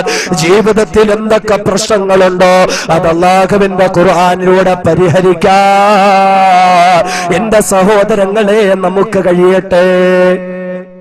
ജീവിതത്തിൽ എല്ലാ പ്രശ്നങ്ങളും എങ്ങനെ പരിഹരിക്കപ്പെടണം? ഖുർആനിലൂടെ പരിഹരിക്കപ്പെടണം. മഹാനായ മുത്തലി മുഹമ്മദ് മുസ്തഫ സല്ലല്ലാഹു അലൈഹി വസല്ലമ തങ്ങളുടെ അടുക്കലേക്ക് ഒരിക്കൽ ജിബ്രീൽ അലൈഹിസ്സലാത്തു വസ്സലാം വന്നിട്ട് അല്ലാഹുവിന്റെ ഹബീബിന്റെ അടുക്കൽ ഇരുന്നിട്ട് ഈ സമുദായത്തിൽ എന്തൊക്കെ പ്രശ്നങ്ങളുണ്ടാവും, സാമ്പത്തികമായും സാമൂഹികമായും മാനസികമായി ശാരീരികമായി എല്ലാം അള്ളാന്റെ ഹബീബിന്റെ മുന്നിൽ ജിബ്രീൽ അലൈഹിസ്സലാം പറഞ്ഞു കൊടുത്തു. അള്ളാന്റെ ഹബീബ് എല്ലാം ഇരുന്ന് കേട്ടു, എല്ലാ പ്രശ്നങ്ങളും കേട്ടു. എല്ലാം കേട്ട് കഴിഞ്ഞിട്ട് അള്ളാന്റെ ഹബീബ് ജിബ്രീലിനോട് ചോദിച്ചു, ജിബ്രീൽ വമൽ മഖ്റജ് മിൻഹാ യാ ജിബ്രീൽ, ഇതെല്ലാം പ്രശ്നങ്ങളാ, എന്റെ സമുദായം കഷ്ടപ്പെടും, എന്റെ സമുദായം ഒരുപാട് ബുദ്ധിമുട്ടും, എനിക്കൊന്ന് പറഞ്ഞു കൊടുക്കണം ജിബ്രീൽ, ഈ പ്രശ്നങ്ങളിൽ നിന്നൊക്കെ രക്ഷപ്പെടാനുള്ള മാർഗം എന്താണ്? ഈ പ്രശ്നങ്ങളെല്ലാം പരിഹരിക്കപ്പെടാനുള്ള മാർഗം ഏതാണ്? മഹാനായ ജിബ്രീൽ അലൈഹിസ്സലാത്തു വസ്സലാം അള്ളാന്റെ ഹബീബിന് പറഞ്ഞു കൊടുത്തു, നബിയെ വേറൊരു മാർഗവുമില്ല, സമുദായത്തിൽ ഉണ്ടാകുന്ന സകല പ്രശ്നങ്ങളും പരിഹരിക്കപ്പെടാൻ ഒരേ ഒരു മാർഗം കിതാബുല്ലാഹ്, അള്ളാഹുവിന്റെ കിതാബാണ് നബിയെ, അള്ളാഹുവിന്റെ കിതാബാണ്. അള്ളാഹുവിന്റെ ഖുർആനിലൂടെ അല്ലാതെ ഈ സമുദായത്തിന്റെ പ്രശ്നങ്ങൾ പരിഹരിക്കപ്പെടുകയില്ല. അള്ളാഹിന്റെ ഹബീബിനോട് ജിബ്രീൽ അലൈഹിസ്സലാം പറഞ്ഞു കൊടുത്തു, നമ്മുടെ എല്ലാ പ്രശ്നങ്ങളും എങ്ങനെ പരിഹരിക്കപ്പെടണം? ഖുർആനിലൂടെ പരിഹരിക്കപ്പെടണം, അല്ലെ? പിന്നെയുണ്ട് ജീവിതത്തിലെ പ്രശ്നങ്ങൾ പരിഹരിക്കപ്പെടാൻ. സമുദായം ഇങ്ങനെ ഓടും, മക്ബറകളായ മക്ബറകൾ മുഴുവൻ സമാധാനത്തിന് ജീവിതത്തിൽ ബറക്കത്തുണ്ടാകാൻ സിയാറത്ത്. അള്ളാന്റെ ഹബീബ് പറഞ്ഞു, സിയാറത്ത് ചെയ്യണം. എന്തിനാ? മരണത്തെ ഓർക്കാൻ. മരണത്തെ ഓർക്കാൻ സിയാറത്ത് സുന്നത്താണ്. മഹാന്മാരുടെ സിയാറത്ത്, ഖബർ സിയാറത്ത് ചെയ്യപ്പെടണം. അവരെ തവസ്സുൽ ചെയ്തുകൊണ്ട് ദുആ ചെയ്യണം. അവരുടെ ബറക്കത്ത് നമുക്ക് കിട്ടണം. അതൊക്കെ അംഗീകരിക്കുന്നു. പക്ഷേ മരണത്തെ ഓർക്കാൻ വേണ്ടി സിയാറത്ത് ചെയ്യാൻ പറഞ്ഞപ്പോ ഇന്ന് എന്തായി? സിയാറത്ത് ഒരു ടൂറായിട്ട് മാറി. സിയാറത്ത് ടൂർ, അല്ലെ? സിയാറത്ത് ടൂർ. ഭീമാപ്പള്ളി, കടുവാപ്പള്ളി, കരുനാഗപ്പള്ളി വഴി ഇങ്ങനെ പോവാ, വീഗാലാൻഡിലൊക്കെ ചെന്ന് അടിച്ച് കലങ്ങി കുളിച്ച് ശുദ്ധിയായിട്ടൊരു സിയാറത്ത് ടൂർ. സമുദായം ഞാൻ ഇല്ലാത്ത വല്ലതും പറഞ്ഞു. നമ്മൾ ചിന്തിച്ചേ, എന്ത് പ്രയോജനമാ? എങ്ങനെ ബറക്കത്ത് കിട്ടാനാ? എങ്ങനെ ബറക്കത്ത് കിട്ടാനാ? കച്ചവടത്തിലെ ബറക്കത്തിന് വേണ്ടി ഇന്ന് സമുദായം ഓടുകയാണ്. കടുവാപ്പള്ളിയിലേക്ക് ചെന്നൊരു വലിയ ഓട്ട് നിലവിളക്ക് സംഭാവന. എന്ത് ബറക്കത്ത് കിട്ടാനാ? ഇസ്ലാമിന്റെ വിധി എന്താണെന്നറിയോ? ഇസ്ലാമിന്റെ വിധി എന്താ? ഒരു മക്ബറയെ സംബന്ധിച്ചിടത്തോളം ആ മക്ബറയിൽ വെളിച്ചമില്ല, പ്രകാശമില്ല എങ്കിൽ അവിടെ ഒരു നിലവിളക്ക് കത്തിക്കാം. പ്രകാശമില്ലെങ്കിൽ അവിടെ ഒരു നിലവിളക്ക് കത്തിക്കുക. എന്തിനാ? പ്രകാശത്തിന്. കാരണം ഈ സിയാറത്തിന് വരുന്നവര് ചെന്നിന് കബറിൽ തട്ട് മൂക്കിടിച്ച് വീഴണ്ട. അപ്പൊ ഒരു നിലവിളക്ക് കത്തിക്കാം. അതല്ലാത്തുള്ള നിലവിളക്കുകളെല്ലാം ഹറാം. ബറക്കത്തിന് വേണ്ടി കത്തിച്ചാൽ തനിച്ച ഹറാം. അങ്ങനെ ഒരു ഏർപ്പാടില്ല. മക്കബറകളിലെ നിലവിളക്കിന്റെ ആവശ്യമില്ല. നമ്മൾ ചിന്തിച്ച് ഒരു മക്കബറ ഉണ്ടെങ്കിൽ 1.5 കിലോമീറ്റർ അപ്പുറത്ത് നിന്ന് അതിന്റെ വെളിച്ചം തുടങ്ങുക, അതിന്റെ ലൈറ്റ് സെറ്റിംഗ് തുടങ്ങുക. പിന്നെ എന്തിനാ ഇത്? അഹ്ലുസുന്നത്തി വൽ ജമാഅത്തിന്റെ ആശയമാണ് ഞാൻ പറയുന്നത്. മുസ്ലിം സമുദായത്തിന്റെ വിശ്വാസ ദൗർബല്യതയെ ചൂഷണം ചെയ്തുകൊണ്ട് അഹ്ലുസുന്നത്തി വൽ ജമാഅത്ത് അംഗീകരിക്കാത്ത ആശയങ്ങൾ പ്രചരിപ്പിച്ചുകൊണ്ട് പണം പിടിച്ചു പറ്റുന്നവരിൽ നിന്നും മോചനമുണ്ടാകട്ടെ നമുക്ക്. അറിയുമോ, ഇന്ന് പള്ളി ദറസുകളിൽ നമ്മുടെ ചുറ്റുവട്ടങ്ങളിൽ ദറസുകൾ ഉണ്ടല്ലോ, അന്വേഷിച്ചു നോക്കുവിൻ. ആ ദറസുകളിലൊക്കെ പഠിപ്പിക്കുന്ന ഒരു കിതാബുണ്ട്, ഇർഷാദുൽ ഇബാദ് എന്ന കിതാബ്. ഇർഷാദുൽ ഇബാദ് എന്ന കിതാബ്. ആ കിതാബ് രചിച്ചതാരാ? അതേ വടകരയിൽ മാഹിക്കടുത്ത് കുഞ്ഞിപ്പള്ളിയിൽ അന്ത്യവിശ്രമം കൊള്ളുന്ന മഹാനായ സൈനുദ്ദീൻ മഖ്ദൂം സാനി റഹ്മത്തുള്ളാഹി തആല അലൈഹി. മഹാനവറുകൾ അഹ്ലുസുന്നത്തി വൽ ജമാഅത്ത് അംഗീകരിച്ച എല്ലാവരും ഉൾക്കൊള്ളുന്നതായ മഹാനായ ഒരു പണ്ഡിതനാണ്. ആ മഹാനവറുകൾ അദ്ദേഹത്തിന്റെ കിതാബിൽ വ്യക്തമായി രേഖപ്പെടുത്തി വെക്കുകയാണ്, മഖ്ബറകളിൽ ബറക്കത്തിന് വേണ്ടിയുള്ള നിലവിളക്ക് ഹറാമാണ്. മഖ്ബറയിൽ ബറക്കത്തിന് വേണ്ടി തൊട്ടുമുട്ടൽ ഹറാമാണ്. മഖ്ബറയുടെ മുന്നിൽ ബറക്കത്തിന് വേണ്ടി സുജൂദ് ചെയ്യൽ ഹറാമാണ്. ബറക്കത്തിന് വേണ്ടി ആവശ്യമില്ലാത്ത അനാവശ്യമായ കാര്യങ്ങൾ ചെയ്യൽ ഹറാമാണ്. ഈ ഹറാമായ മാർഗത്തിലൂടെ ജീവിച്ചാൽ എന്ത് ബറക്കത്താണ് നമ്മുടെ ജീവിതത്തിൽ ഉണ്ടാകാൻ പോകുന്നത്? എന്ത് ബറക്കത്താ? സഹോദരിമാരൊക്കെ ഓട്ടമാണ്. സഹോദരിമാര് ശരീരം പോലും മറച്ചിട്ടില്ല. സിയാറത്ത് ചെയ്യാൻ നിനക്ക് മാനവും മര്യാദയൊക്കെ ഉണ്ട്. ശരീരം മുഴുവനും മറച്ചിട്ടല്ലാതെ സിയാറത്ത് ചെയ്യുന്ന സഹോദരിമാർക്ക് ആ സിയാറത്തിന് വേണ്ടി മുന്നോട്ട് വെക്കുന്ന ഓരോ ചുവട്ടടികൾക്കും പടച്ച തമ്പുരാനിൽ നിന്നും ശിക്ഷ മാത്രമാണ് കിട്ടുന്നത് എന്ന് മനസ്സിലാക്കിക്കൊള്ളുക. ശരീരം മറയ്ക്കാതെയുള്ള സിയാറത്ത് ചെയ്യണം, ശരീരം മുഴുവനും മറച്ച്. റസൂലുള്ള പറഞ്ഞത് ശരീരം മറയ്ക്കാതുള്ള സിയാറത്ത് ലോകാവസാനത്തിന്റെ അടയാളം. ഇമാം ബുഖാരി റിവായത്ത് ചെയ്യുന്നു, ലാ തഖൂമു സ്സാഅതു ഹത്താ തൽതരിബ അലിയതു നിസാഉ ദൗസിൻ അലാ ദൽ ഖലിസാ. ദൗസ് കുടുംബത്തിലെ പെണ്ണുങ്ങളുടെ അരക്കെട്ടുകൾ തുറന്നിട്ട് ഖബറിന് ചുറ്റും തവാഫ് ചെയ്യുന്നത് വരെയും ലോകം അവസാനിക്കില്ല. സിയാറത്ത് ചെയ്തോളിൻ, ശരീരം മറച്ചിട്ട്. അല്ലേ? ഇങ്ങനെ ബറക്കത്തിന് വേണ്ടി ഓടുക, ജീവിതത്തിലെ സമാധാനത്തിന് വേണ്ടി സമുദായം ഓടുകയാണ്. മലപ്പുറത്തിന്റെയും തൃശ്ശൂരിന്റെയും ഭാഗത്ത് നിന്നാൽ ചന്ദനക്കുട മഹോത്സവങ്ങൾ എന്ന പേരിൽ പേക്കൂത്ത് നടക്കും. പൂരപ്പറമ്പുകളെ പോലും തോൽപ്പിക്കുന്ന രീതിയിൽ ചന്ദനക്കുട മഹോത്സവം എന്ന പേരിൽ ഇവിടെ നടക്കുമല്ലോ. ഭീമാപ്പള്ളിയിൽ ഗാനമേളയും താലപ്പൊലിയും ആനകളെ വെച്ചുള്ളതായ എഴുന്നള്ളത്ത് വരെ ഒരു നോട്ടീസ് കയ്യിൽ കിട്ടി. അപ്പൊ ഇങ്ങനെ കാണുന്നുണ്ട്, അതിനകത്ത് സംഭാവനകൾ ഇങ്ങനെ എഴുതിക്കുന്ന കൂട്ടത്തില് കുടുംബജീവിതത്തിലും കച്ചവടത്തിലും ഐശ്വര്യമുണ്ടാകാൻ വേണ്ടി അബൂബക്കർ ഹാജി സംഭാവന മംഗലാംകുന്ന് കർണൻ ആനയെ സംഭാവന കൊടുത്ത് ബറക്കത്തെടുക്കുക. ഉത്സവത്തിന് ആനയെ കൊടുത്ത് ബറക്കത്തെടുക്കുക. സഹാബാക്കളൊക്കെ പണ്ട് ഒട്ടകത്തെ കൊടുക്കുമായിരുന്നു, ആടിനെ കൊടുക്കുമായിരുന്നു, കുതിരയെ കൊടുക്കുമായിരുന്നു. സഹാബത്തിനെയൊക്കെ കടത്തി വെട്ടി ഇന്നിപ്പോ ആനയെ കൊടുക്കുക. ഗാനമേള നേർച്ച, കോമഡി ഷോ നേർച്ച, സർക്കസ് നേർച്ച. എന്ത് ബറക്കത്താന്നൊക്കെ. അല്ലാഹുവിന്റെ ഹബീബ് പഠിപ്പിച്ചു, കുടുംബത്തിലെ ബറക്കത്ത് വേണോ? അല്ലാഹുവിന്റെ ഹബീബ് പഠിപ്പിക്കുന്നു, വീടുകളിൽ ബറക്കത്ത് വേണോ? കച്ചവടത്തിൽ ബറക്കത്ത് വേണോ? സമ്പാദ്യത്തിൽ ബറക്കത്ത് വേണോ? ശരീരത്തിന് ബറക്കത്ത് വേണോ? ജീവിതത്തിന്റെ കില മേഖലകളിലും ബറക്കത്ത് വേണോ? അല്ലാഹുവിന്റെ ഹബീബ് പഠിപ്പിക്കുന്നു, ഖുർആനിലേക്ക് മടങ്ങുക, ഖുർആനിലൂടെ ബറക്കത്തെടുക്കുക. അതേ ഹബീബായ റസൂൽ പഠിപ്പിക്കുകയാണ്, ഇന്നൽ ബൈത്തല്ലദീ യുഖറഉ ഫീഹിൽ ഖുർആൻ. നിശ്ചയമായും ഏത് വീട്ടിലാണോ ഖുർആൻ ഓതപ്പെടുന്നത്, ഏത് വീട്ടിൽ ഖുർആനിന്റെ പ്രകാശമുണ്ടോ, ഏത് വീട്ടിൽ ഖുർആനിന്റെ ശബ്ദങ്ങളുണ്ടോ, ഏത് വീട്ടിൽ ഖുർആൻ പാരായണം ചെയ്യപ്പെടുന്നുണ്ടോ, അങ്ങനെയുള്ള വീടുകളിൽ യുക്സിറു ഖൈറുഹു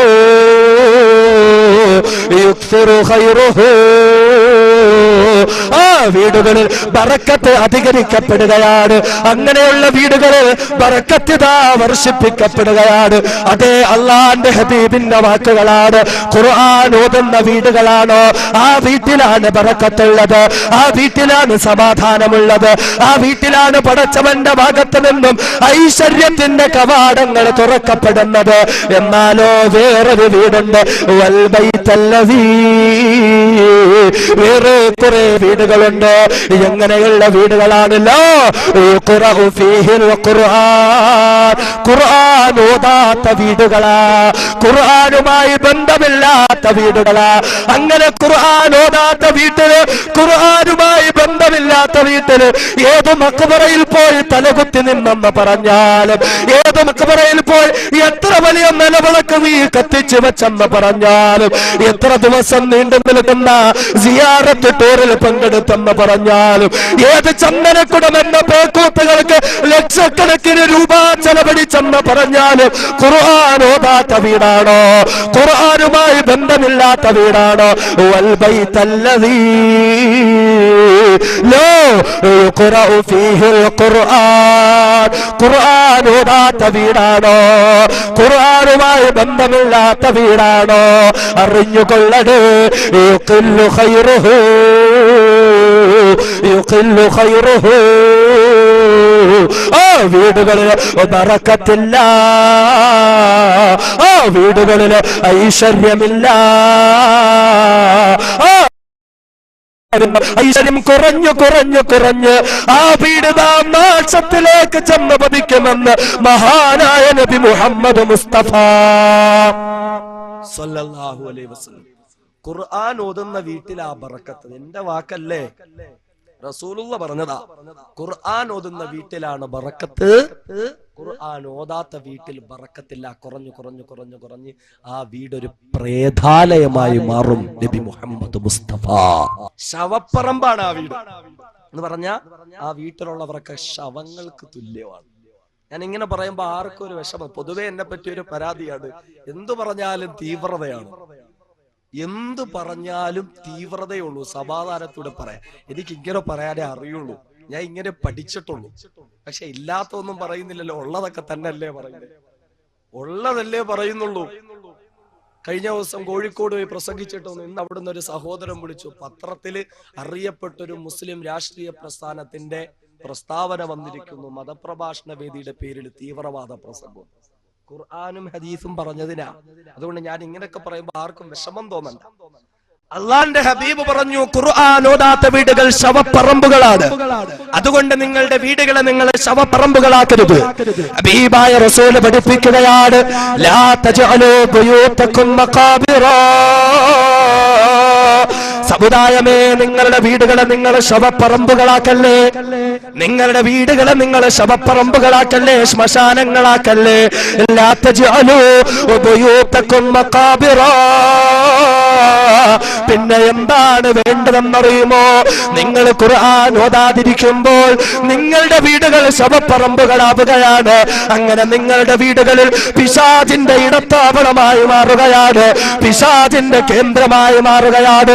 അതുകൊണ്ട് ലാ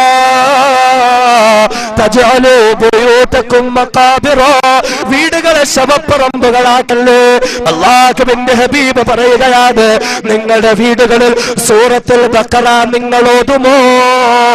അങ്ങനെ സൂറത്തുൽ ബഖറ നിങ്ങളുടെ വീടുകളിൽ നിങ്ങൾ ഓതിയാൽ അശ്ശൈത്താൻ യൻഫിറു മിനൽ ബൈത്തില്ലദീ യുഖറഉ ഫീഹി സൂറത്തുൽ ബഖറ. അങ്ങനെ സൂറത്തുൽ ബഖറ ഓതുന്ന വീടുകളിൽ നിന്ന് പിശാച് വിരണ്ടോടുകയാണ്, ശൈത്താന്റെ ശല്യമില്ലാതാവുകയാണ്. ഭർത്താവിന്റെ മദ്യപാനം നിർത്തണോ? ഭാര്യയുടെ അനുസരണക്കേട് നിർത്തണോ? മക്കളുടെ വഴികേട് അവസാനിപ്പിക്കണോ? വീടുകളിൽ ഖുർആൻ ഓതപ്പെടട്ടെ, വീടുകളിൽ ഖുർആനുമായി ബന്ധപ്പെടട്ടെ. ഖുർആനുമായി ബന്ധമുള്ള വീടുകളിലാണ്, സൂറത്തുൽ ബഖറ ഓതുന്ന വീടുകളിലാണ് പിശാച് വിരണ്ടോടുന്നതെന്ന് അല്ലാഹുവിന്റെ ഹബീബ് പറഞ്ഞെങ്കിൽ എന്റെ സഹോദരങ്ങളെ ചിന്തിക്കണേ. നാളിതുവരെയായി നമ്മുടെ വീട്ടിൽ സൂറത്തുൽ ബഖറ ഓതപ്പെട്ടിട്ടുണ്ടോ? പുതിയ വീട്ടിലേക്ക് താമസമായവരുണ്ട്, പുതിയ വീട് പണി നടത്തിക്കൊണ്ടിരിക്കുന്നവരുണ്ട്, താമസിക്കാൻ വെമ്പൽ കൊള്ളുന്നവരുണ്ട്, അതല്ല എങ്കിൽ കാത്തിരുന്ന് താമസമായവരുണ്ട്. നാളിന്ന് വരെ വീടുകളിൽ സൂറത്തുൽ ബഖറ ഓതിയിട്ടുണ്ടോ? നാളിന്ന് വരെ വിശുദ്ധ ഖുർആനിന്റെ മാസ്മരികമായ ശബ്ദം ആ വീടുകളുണ്ട്, ഭിത്തുകളിൽ അലയടിച്ചിട്ടുണ്ടോ? ആ വീട്ടിലാണ് ബറക്കത്തുള്ളതെന്ന് മുഹമ്മദ് മുസ്തഫ, ആ വീട്ടിലാണ് സമാധാനമുള്ളതെന്ന് മുഹമ്മദ് മുസ്തഫ. വീട്ടില് താമസമാകുന്നതിന് മുമ്പ് കണ്ണുപെടാതിരിക്കാൻ കുമ്പളങ്ങ കെട്ടിത്തൂക്കിയിടുന്നവരുണ്ട്, കണ്ണുപെടാതിരിക്കാൻ വീട്ടില് ബറക്കത്തുണ്ടാക്കാൻ വേണ്ടി അത് പണ്ഡിത വേഷധാരി ധരിച്ചുകൊണ്ട് നടക്കുന്നവര് ഹോമം നടത്തുന്ന വീടുകളുണ്ട് സഹോദരങ്ങള്, അഗ്നിഹോമം പോലും നടത്തുന്ന വീടുകളുണ്ട്. വേണ്ട, അതിലേക്കൊന്നും നിങ്ങൾ പോകേണ്ടതില്ല.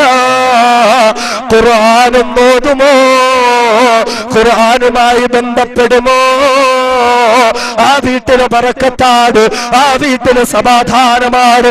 എന്ന് മാത്രമല്ല പടച്ചവനെ സഹോദരങ്ങളെ, നമ്മുടെ കച്ചവടങ്ങളിൽ ബുദ്ധിമുട്ടുണ്ടോ? കടങ്ങൾ കൊണ്ട് ബുദ്ധിമുട്ടുന്നുണ്ടോ? ലാഭമില്ലാതെ നഷ്ടം കൊണ്ട് ബുദ്ധിമുട്ടുന്നുണ്ടോ? അല്ലാഹുവിന്റെ ഹബീബ് പറഞ്ഞു, ഖുർആനിലേക്ക് മടങ്ങുക, ഖുർആനിലേക്ക് മടങ്ങുക. അതേ റസൂലുള്ളാഹിന്റെ വാക്കുകളാണ്. സാമ്പത്തികമായ പ്രശ്നങ്ങൾ പരിഹരിക്കപ്പെടണോ? മൻഖറ സൂറത്തുൽ വാഖിഅത കുല്ല ലൈല ലം തുസിബഹു ഫാഖത്തുൻ അബദാ.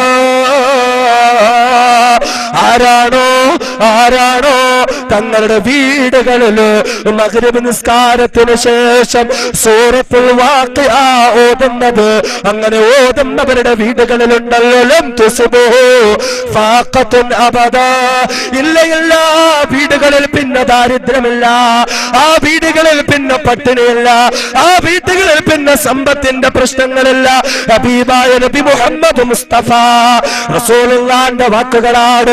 പെങ്ങളെ, ഭർത്താവിന്റെ കച്ചവടത്തിലെ ബറക്കത്ത് വേണ്ടി, ഗൾഫിൽ നിൽക്കുന്ന മച്ചാന്റെ ജോലിയിലെ ബറക്കത്ത് വേണ്ടി, ഗൾഫിൽ പോയ മകന്റെ ജോലിയിൽ സ്ഥിരത വേണ്ടി, അല്ലാഹുവിന്റെ ഹബീബാണ് പറഞ്ഞത്, നിങ്ങൾ സൂറത്തുൽ വാഖിഅ ഓതുക, നിങ്ങൾ സൂറത്തുൽ വാഖിഅ നിരന്തരമായി ഓതുന്നവരായി മാറുക.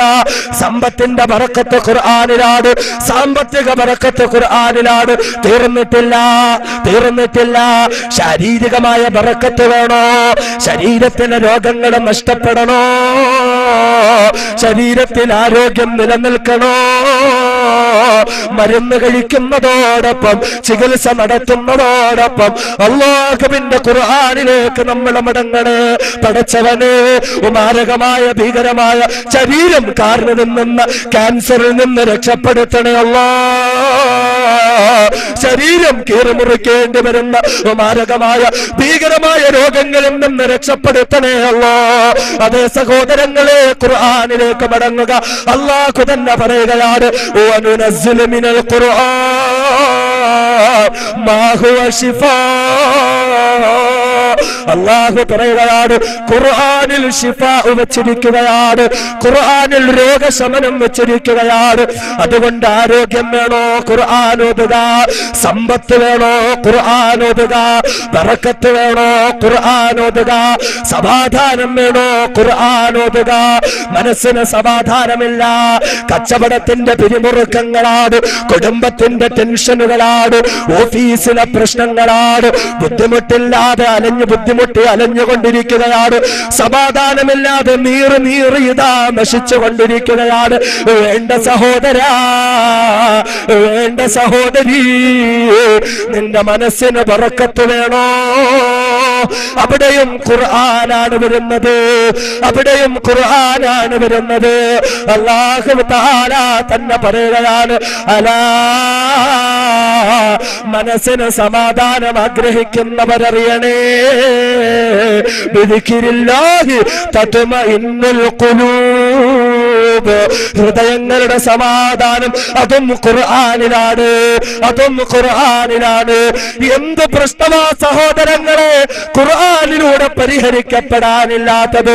ഏത് പ്രശ്നമാ സഹോദരങ്ങളെ ഖുർആനിലൂടെ മാറ്റപ്പെടാതിരിക്കുന്നത്? അതുകൊണ്ട് സാമ്പത്തിക പ്രശ്നമായാലും മാനസിക പ്രശ്നമായാലും ശാരീരിക പ്രശ്നമായാലും കുടുംബത്തിലെ പ്രശ്നങ്ങളായാലും വീട്ടിലെ പ്രശ്നങ്ങളായാലും സമൂഹത്തിലെ പ്രശ്നങ്ങളായാലും എന്ത് പ്രശ്നം വന്നാലും അല്ലാഹുവിന്റെ ഖുർആൻ, അല്ലാഹുവിന്റെ ഖുർആൻ, അല്ലാഹുവിന്റെ ഖുർആൻ, ഖുർആനിലൂടെ മാറ്റും. എന്റെ ഖുർആനിനെ അവഗണിച്ച ഒരാളെയും ഞാൻ വെറുതെ വിടില്ല. അല്ലാഹു തആല ഇതാ വെല്ലുവിളിക്കുകയാണ്. സഹോദരന്മാരെ സൂക്ഷിച്ചുകൊള്ളുക, സഹോദരിമാരെ സൂക്ഷിച്ചുകൊള്ളുക. എനിക്കും നിങ്ങൾക്കും ഖുർആനുമായി ബന്ധമില്ല എങ്കിലും പടച്ചവന്റെ ശക്തമായ താക്കീതാണ്.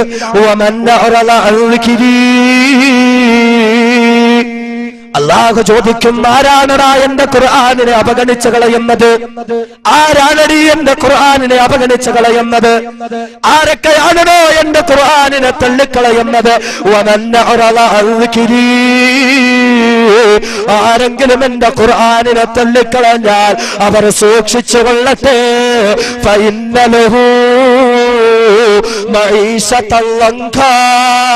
ഇടുക്കമായ ജീവിതമാണ് അവരെ കാത്തിരിക്കുന്നത്, ഇടുക്കമായ ജീവിതമാണ് അവരെ കാത്തിരിക്കുന്നത്. അതേ ബറക്കത്തില്ലാതെ നഷ്ടമായ സമാധാനമില്ലാത്ത ജീവിതം എന്നാൽ ദുനിയാവിൽ കിട്ടുമെന്ന് തോന്നിയേക്കാം. പക്ഷേ നാളെ മരിച്ചു കഴിഞ്ഞ് ഖബറിലേക്ക് ചെന്നാൽ യഥാർത്ഥ ജീവിതം തുടങ്ങുന്ന ഖബറിലേക്ക് കൊണ്ട് നിന്നെ കിടത്തിക്കഴിഞ്ഞാൽ പാവല്ലപ്പള്ളിയുടെ ഖബറിൽ കൊണ്ടുവച്ച് കഴിഞ്ഞാൽ, കാട്ടുചന്തപ്പള്ളിയുടെ ഖബറിൽ കൊണ്ടുവച്ച് കഴിഞ്ഞാൽ, കുടവൂര് പള്ളിയുടെ ഖബറിൽ കൊണ്ടുവച്ച് കഴിഞ്ഞാൽ, നമ്മുടെ ഓരോരുത്തരെയും ഖബർസ്ഥാനിലേക്ക് നമ്മളെ കൊണ്ട് കിടത്തിക്കഴിഞ്ഞാൽ കൂട്ടുകാര് പോവുകയാണ്, വീട്ടുകാര് പോവുകയാണ്, നാം ഇഷ്ടപ്പെട്ട സകലരും അകന്ന് നീങ്ങുകയാണ്. എല്ലാവരും അങ്ങ് പോയി കഴിഞ്ഞപ്പോൾ അതാ നമ്മളിങ്ങനെ മണ്ണിൽ കിടക്കുകയാണ്. ഒരു തുണ്ട് തുണിയിൽ പൊതിഞ്ഞ് നമ്മ ഇട്ടിരിക്കുകയാണ്. കൈയൊന്നനക്കാൻ പറ്റുന്നില്ല, കാലൊന്നനക്കാൻ പറ്റുന്നില്ല. കുറ്റാക്കോരിട്ടില് നിശബ്ദതയിൽ നമ്മളിങ്ങനെ കിടക്കുമ്പോൾ പെട്ടെന്നതാ ഒരു ഗർജനം നമ്മൾ കേൾക്കുകയാണ്, പെട്ടെന്നതാ ഒരു പൊട്ടിത്തെറി നമ്മൾ കേൾക്കുകയാണ്. ലാ മർഹബല്ലക വലാ അഹ്ലാ, നിനക്ക് നാശമടാ, നിനക്ക് നാശമടി, ഇവിടെ നിനക്ക് സ്വാഗതമില്ല, സ്വാഗതമില്ല, സ്വാഗതമില്ല. എന്തിനാ നീ ഇങ്ങോട്ട് വന്നത് നിനക്കറിയുമോ? അമാ ഇൻ കുൻത ലഅബ്ഗലു മയ്യംശി അലാ ലുഹരി ഇലയ്യാ. കല്ലമ്പലം പ്രദേശത്ത് ജീവിച്ചിരുന്ന മനുഷ്യരുണ്ടല്ലോ, പാവല്ല മഹല്ലിൽ ജീവിച്ചിരുന്ന മനുഷ്യരുണ്ടല്ലോ, ഓരോ പള്ളി ഖബർസ്ഥാനിന്റെയും മഹല്ലുകളിൽ ജീവിച്ചിരുന്ന മനുഷ്യരുണ്ടല്ലോ. ആ മനുഷ്യരിൽ വെച്ച്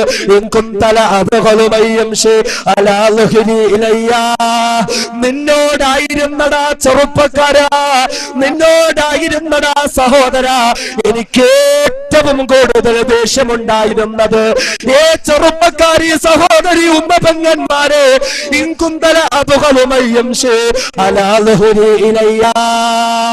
നിന്നോടായിരുന്നു എനിക്ക് ഏറ്റവും ദേഷ്യമുണ്ടായിരുന്നത്. ആരാണ് പറയുന്നത്? ആരാണ് പറയുന്നത്? അയൽക്കാരല്ല, കുടുംബക്കാരല്ല, കൂട്ടുകാരല്ല, പിന്നെയോ ഏത് ഖബറിലേക്ക് നമ്മളെ കൊണ്ടുവച്ചു കഴിഞ്ഞോ, ഏത് ഇരുട്ടറയിലേക്ക് നമ്മൾ കൊണ്ടുവച്ചു കഴിഞ്ഞോ, ആ ഖബർ തന്നെയാ നമ്മോട് സംസാരിക്കുന്നത്, ആ ഖബർ തന്നെയാ നമ്മെ പേടിപ്പിക്കാൻ തുടങ്ങുന്നത്. എന്നിട്ട് പറയുന്നു ഫസ്റുതൈലയ്യാ, ഇന്നിതാ നീ എന്നിലേക്ക് വന്നിരിക്കുകയാണ്, നീ എന്ന ഖബറാകുന്ന എന്റെ മരണം പിളർന്നെന്നിലേക്ക് വന്ന് കിടക്കുകയാണ്. കാണണമോ? ഫസതറാ സുനിഇ ബികാ, എന്റെ സ്വീകരണം എങ്ങനെയെന്ന് കാണണോ? ഞാൻ നിന്നെ സ്വീകരിക്കുന്നത്, നിനക്ക് സ്വാഗതമോകുന്നത് എങ്ങനെയെന്ന് നിനക്കറിയണോ എന്ന് ചോദിച്ചുകൊണ്ട് അല്ലാഹുവിന്റെ ഹബീബ് പറയുകയാണ്, ഖബറുദാ നമ്മെ ഞെരുക്കാൻ തുടങ്ങുകയാണ്. ഖുർആനോദാത്ത സഹോദരങ്ങളെ, ഖുർആനോദാത്ത സഹോദരിമാരെ, എന്നെയും നിങ്ങളെയും ഖബറുദാ ഞെരുക്കാൻ തുടങ്ങുകയാണ്. അല്ലാഹുവിന്റെ ഹബീബ് പറയുന്നു, നമ്മുടെ വാരിയല്ലുകൾ ഉണ്ടല്ലോ, വാരിയല്ലുകൾ കൂട്ടിച്ചേർക്കപ്പെടുകയാണ്, രണ്ടു വശത്തേക്കും ഞെക്കിഞ്ഞെടുക്കപ്പെടുകയാണ്. വാരിയല്ലിന്റെ ഓരോ കഷണങ്ങളും പീസ് പീസായി ടക്ക് ടക്കെന്ന് പറഞ്ഞൊടിഞ്ഞൊടിഞ്ഞൊടിഞ്ഞു നുറുങ്ങാൻ തുടങ്ങുകയാ. അതെ, അത് തന്നെയാണ് ഇടുക്കമായ ജീവിതം, ഞെരുക്കമായ ജീവിതം. അതെ, അത് തന്നെയാണ് ഖുർആനോദാത്തവർക്കുള്ള ശിക്ഷയാണ്, ഖുർആനുമായി ബന്ധമില്ലാത്തവർക്കുള്ള ശിക്ഷയാണ്. ഖബർ ഞെരുക്കാൻ തുടങ്ങുകയാണ്. അവിടെയും തീർന്നിട്ടില്ലല്ലോ, ഖബർ കൊണ്ടങ്ങ് തീർന്നിട്ടില്ലല്ലോ. രാജാതിരാജനായ അല്ലാഹുവിന്റെ മുന്നിലേക്ക് ചെന്നാ അല്ലാഹു പറയുകയാണ്, വനഹ്ശുറുഹു യൗമൽ ഖിയാമത്തി യൗമാ വനഹ്ശുറുഹു യൗമൽ ഖിയാമത്തി യൗമാ. നാളെ എന്റെ മുന്നിലേക്ക് വരുമ്പോ കണ്ണ് കാണാത്ത നിലയില്, കണ്ണിന് കാഴ്ചയില്ലാത്ത നിലയില് അവരെ ഞാൻ ഹാജരാക്കുകയാണ്. ഖുർആൻ ഓതാത്തവർക്ക്, ഖുർആൻ കാണാത്തവർക്ക്, ഖുർആനുമായി ബന്ധപ്പെടാൻ കഴിയാത്തവർക്ക് നാളെയുടെ ലോകത്ത് കണ്ണിന് കാഴ്ചയില്ല. കണ്ണിന് കാഴ്ചയില്ലാതെ പുനരുദ്ധാരണം നടത്തപ്പെടുകയാണ്. ഈ സമയത്ത് അല്ലാഹുവിനോട് പൊട്ടിക്കരഞ്ഞുകൊണ്ട് ചോദിക്കുകയാണ്, റബ്ബി ലിമ ഹശർതനി യൗമാ, റബ്ബി ലിമ ഹശർതനി യൗമാ. പടച്ചവനേ, പടച്ചവനേ, ഞങ്ങളുടെ കണ്ണിന്റെ കാഴ്ച എവിടെയാണ്? ഞങ്ങളുടെ കണ്ണിന്റെ കാഴ്ച എവിടെയാണ്? വഖദ് കുന്തു ബസീറാ. ദുനിയാവിൽ ഞങ്ങൾക്ക് കാഴ്ചയുണ്ടായിരുന്നു അല്ലാഹ്, ദുനിയാവിൽ ഞങ്ങൾക്ക് കണ്ണിന് പവർ ഉണ്ടായിരുന്നല്ല. മണിക്കൂറുകളോളം ക്രിക്കറ്റ് കളി കാണാൻ കൊടുത്തതാണ്, മണിക്കൂറുകളോളം പൂരപ്പറമ്പുകളിൽ കൊടുത്തതാണ്, മണിക്കൂറുകളോളം ഐഡിയ സ്റ്റാർ സിംഗറിന്റെ ഗ്രാൻഡ് ഫിനാലയ്ക്ക് കൊടുത്തതാണ്, കുട്ടിപ്പട്ടുറുമാലിന്റെ മെഗാ ഫൈനലിന് കൊടുത്തതാണ്. അത്രത്തോളം ഉറക്കമൊഴിഞ്ഞെങ്കിലും, അത്രത്തോളം ഉറങ്ങാതെ കാത്തിരുന്നെങ്കിലും വഖദ് കുന്തു ബസീറാ. ഇല്ല അല്ലാഹ്, ഇല്ല അല്ലാഹ്, എന്റെ കണ്ണിനൊരു പ്രശ്നവും ഉണ്ടായിരുന്നില്ല അല്ലാഹ്. ന്യൂ ഇയറിനെ വരവേൽക്കാൻ കാത്തിരിക്കുന്ന മുസ്ലിമേ, ഡിസംബർ 31 രാത്രി അർദ്ധരാത്രി 12 മണി വരെ ഉറക്കമിടിഞ്ഞുകൊണ്ട് ന്യൂ ഇയറിനെ കാത്തിരിക്കാനിരിക്കുന്ന പൊന്നുമോന്, വേണ്ടടാ, മെനക്കെടണ്ടടാ, അതിനു വേണ്ടി സമയം കൊടുക്കണ്ടടാ. നാളെ നീ പൊട്ടിക്കരയുന്നതാണ് അല്ലാഹ്. വെളുക്കുവോളം ഞാൻ അതിനു വേണ്ടി ഉറക്കമിടിച്ചിട്ടുണ്ടായിരുന്നു. വഖദ് കുന്തു ബസീറാ. എന്നിട്ടും എന്റെ കണ്ണിനൊരു പ്രശ്നവുമില്ല അല്ലാഹ്, എന്നിട്ടും എന്റെ കണ്ണിനൊരു കുഴപ്പവുമില്ല അല്ലാഹ്. അല്ലാഹുവിനോട് പൊട്ടിക്കരഞ്ഞുകൊണ്ട് ചോദിക്കുകയാണ്. ഈ സമയത്ത് രാജാതിരാജനായ പടച്ചവൻ ചോദിക്കുകയാണ്, കദാലിക അതത്ക ആയാതുനാ, കദാലിക അതത്ക ആയാതുനാ. ഇന്ന് നിങ്ങൾ എന്റെ മുന്നിൽ വന്നെന്ന് കരയുന്നുവല്ലോ, ഇതുപോലെ എന്റെ ഖുർആൻ നിങ്ങളുടെ മുന്നിൽ ഉണ്ടായിരുന്നല്ലോ, നിന്റെയൊക്കെ വീട്ടിൽ ഖുർആൻ ഉണ്ടായിരുന്നുവല്ലോ, നിങ്ങളുടെ പള്ളികളിൽ ഖുർആൻ ഉണ്ടായിരുന്നുവല്ലോ, നിങ്ങളുടെ കടകമ്പോളങ്ങളിൽ ഖുർആൻ ഉണ്ടായിരുന്നല്ലോ. പക്ഷേ എന്ത് ചെയ്യാൻ? ഫനസീതഹാ, ഫനസീതഹാ. ആ ഖുർആനിനെ നിങ്ങൾ മറന്നു കളഞ്ഞില്ലേ? ആ ഖുർആനിനെ നിങ്ങൾ അവഗണിച്ച് കളഞ്ഞില്ലേ? എന്റെ ഖുർആൻ നീ ഒന്ന് കൈകൊണ്ടെടുത്തോ? എന്റെ ഖുർആൻ നീ ഒന്ന് പഠന വിധേയമാക്കിയോ? എന്റെ ഖുർആൻ നീ ഒന്ന് പാരായണം നടത്തിയോ? ഫനസീതഹാ ഫനസീതഹാ ഫനസീതഹാ. ഖുർആൻ നിങ്ങൾ മറന്നു കളഞ്ഞില്ലേ? എന്റെ ഖുർആനെ മറന്നതുകൊണ്ട്, എന്റെ ഖുർആനെ അവഗണിച്ചതുകൊണ്ട്, എന്റെ ഖുർആനിനെ തള്ളിക്കളഞ്ഞുകൊണ്ട് വകദാലികൽ യൗമ തുൻസാ വകദാലികൽ യൗമ തുൻസാ. ഞാനും നിങ്ങളെ തള്ളിക്കളയുകയാണ്, ഞാനും നിങ്ങളെ തള്ളിക്കളയുകയാണ്, ഞാനും നിങ്ങളെ തള്ളിക്കളയുകയാണ്. അതുകൊണ്ട് സഹോദരങ്ങളെ, സഹോദരിമാരെ, ഈ പ്രഭാഷണത്തിന്റെ സന്ദേശം എന്നോണം എന്നോടും നിങ്ങളോടും ഈ വിനീതനെ പറയാനുള്ളത്, ഖുർആനോദട്, ഖുർആനിലേക്ക് മടങ്ങട്, ഖുർആനുമായി ബന്ധം പുലർത്തട്. ഖുർആനിലൂടെ ബന്ധം പുലർത്തുന്നതിലാണ് ദുനിയാവിലും ആഖിറത്തിലും നമുക്ക് വിജയമുള്ളത്. പടച്ച തമ്പുരാൻ സ്വീകരിക്കുമാറാകട്ടെ. അതുകൊണ്ട് സഹോദരങ്ങളെ, ഖുർആൻ ഓതുവിൻ, ഖുർആനുമായി ബന്ധപ്പെടുവിൻ. അള്ളാഹുവിന്റെ വിശുദ്ധ ഖുർആനുമായി നിരന്തര ബന്ധം പുലർത്താൻ പടച്ച തമ്പുരാൻ എനിക്കും നിങ്ങൾക്ക് തൗഫീഖ് നൽകുമാറാകട്ടെ. സഹോദരങ്ങളെ, അള്ളാഹുവിന്റെ ഖുർആൻ പഠിക്കുവിൻ, വിശുദ്ധ ഖുർആൻ നമ്മുടെ മക്കളെ പഠിപ്പിക്കുവിൻ. അതുകൂടെ പറഞ്ഞ് ഇൻഷാ അല്ലാഹ് ഞാൻ നിർത്താം. നമ്മുടെ മക്കൾ ഖുർആൻ പഠിക്കട്ടെ, നമ്മുടെ മക്കൾ ഖുർആനിന്റെ വക്താക്കളാകട്ടെ, അവര് ഖുർആനുമായി ബന്ധപ്പെടുന്നവരാകട്ടെ. ഇന്ന് നമ്മൾ കയറൂരി വിട്ടിരിക്കുകയാണ്, എങ്ങനെയൊക്കെ നമ്മളെ മക്കൾ അധപ്പതിക്കുകയാണ്. നിസ്കാരമില്ല, പർദയില്ല, അള്ളാഹുവുമായി ബന്ധമില്ല, അന്യ പുരുഷന്റെ മുന്നിൽ ശരീരം തുറന്നിടുന്ന മ്ലേച്ഛമായ മോശമായ വൃത്തികെട്ട രീതിയിൽ നമ്മുടെ മക്കൾ വളർന്നു വരുമ്പോൾ അറിയോ, നാളെ ഒരു ദിവസമുണ്ട്. നാളെയുടെ ദിവസത്തിൽ നമ്മുടെ മക്കൾ പടച്ച തമ്പുരാനോട് ചോദിക്കും, പടച്ചവൻ എന്റെ ഉമ്മയോ വാപ്പയോ എവിടെ? ഞങ്ങളെ കൊണ്ട് പർദ ധരിപ്പിക്കാത്തവർ, ഞങ്ങളെ കൊണ്ട് നിസ്കരിപ്പിക്കാത്തവർ, ഞങ്ങളെ കൊണ്ട് നോമ്പ് പിടിക്കാത്തവർ, റബ്ബനാ അരിനല്ലദൈനി അല്ലല്ലാനാ മിനൽ ജിന്നി വൽ ഇൻസ്. ആ മനുഷ്യരെയും ഭൂതങ്ങളെ ഒന്ന് കാണിച്ചതാ അല്ലാഹ്, ഞങ്ങളുടെ മുന്നിലേക്ക് ഒന്ന് കൊണ്ടുവാ. എന്തിനെന്നറിയുമോ? നജ്അൽഹുമാ തഹ്ത അഖദാമിനാ, ഞങ്ങൾക്ക് അവരെ ചവിട്ടി മെതിക്കണം. സ്വന്തം ഉമ്മയെയും വാപ്പയെയും ഞങ്ങൾക്ക് ചവിട്ടി തേക്കണം. ഞങ്ങളെ വഴിപിഴപ്പിച്ച് കളഞ്ഞുകൊണ്ട്, ഞങ്ങളെ ഖുർആൻ പഠിപ്പിക്കാത്തതുകൊണ്ട് അവരെ ഞങ്ങൾക്ക് വേണ്ട. അല്ലാഹു തആല പറയുന്നു, യുബസ്സറൂനഹും, കാണിച്ചു കൊടുക്കും. പടച്ചവൻ ഇങ്ങനെ പരസ്പരം കാണിച്ചു കൊടുക്കും. ഈ സമയത്ത് നമ്മുടെ മക്കൾ വീണ്ടും പറയും, പടച്ചവനെ യവദ്ദുൽ മുജ്രിമു ലൗ യഫ്തദി മിൻ അദാബി യൗമിദിൻ ബിബനി വസാഹിബതിഹി വഅഖി. ആരെ വേണമെങ്കിലും തരാമല്ലാ, എന്നെ ഒന്ന് നരകത്തിൽ രക്ഷപ്പെടുത്തുവോ? വഫസീലതിഹി ലതി തുവി, പോറ്റി വളർത്തിയ ഉമ്മയെ വേണോ? പോറ്റി വളർത്തിയ വാപ്പയെ വേണോ? ചോര നീരാക്കി കഷ്ടപ്പെട്ട മാതാപിതാക്കളെ വേണോ? ആരെ വേണമെങ്കിലും തരാം. വമൻ ഫിൽ അർളി ജമീഅ, ഭൂമിയിലുള്ള ആരെ വേണമെങ്കിലും നീ എടുത്തു.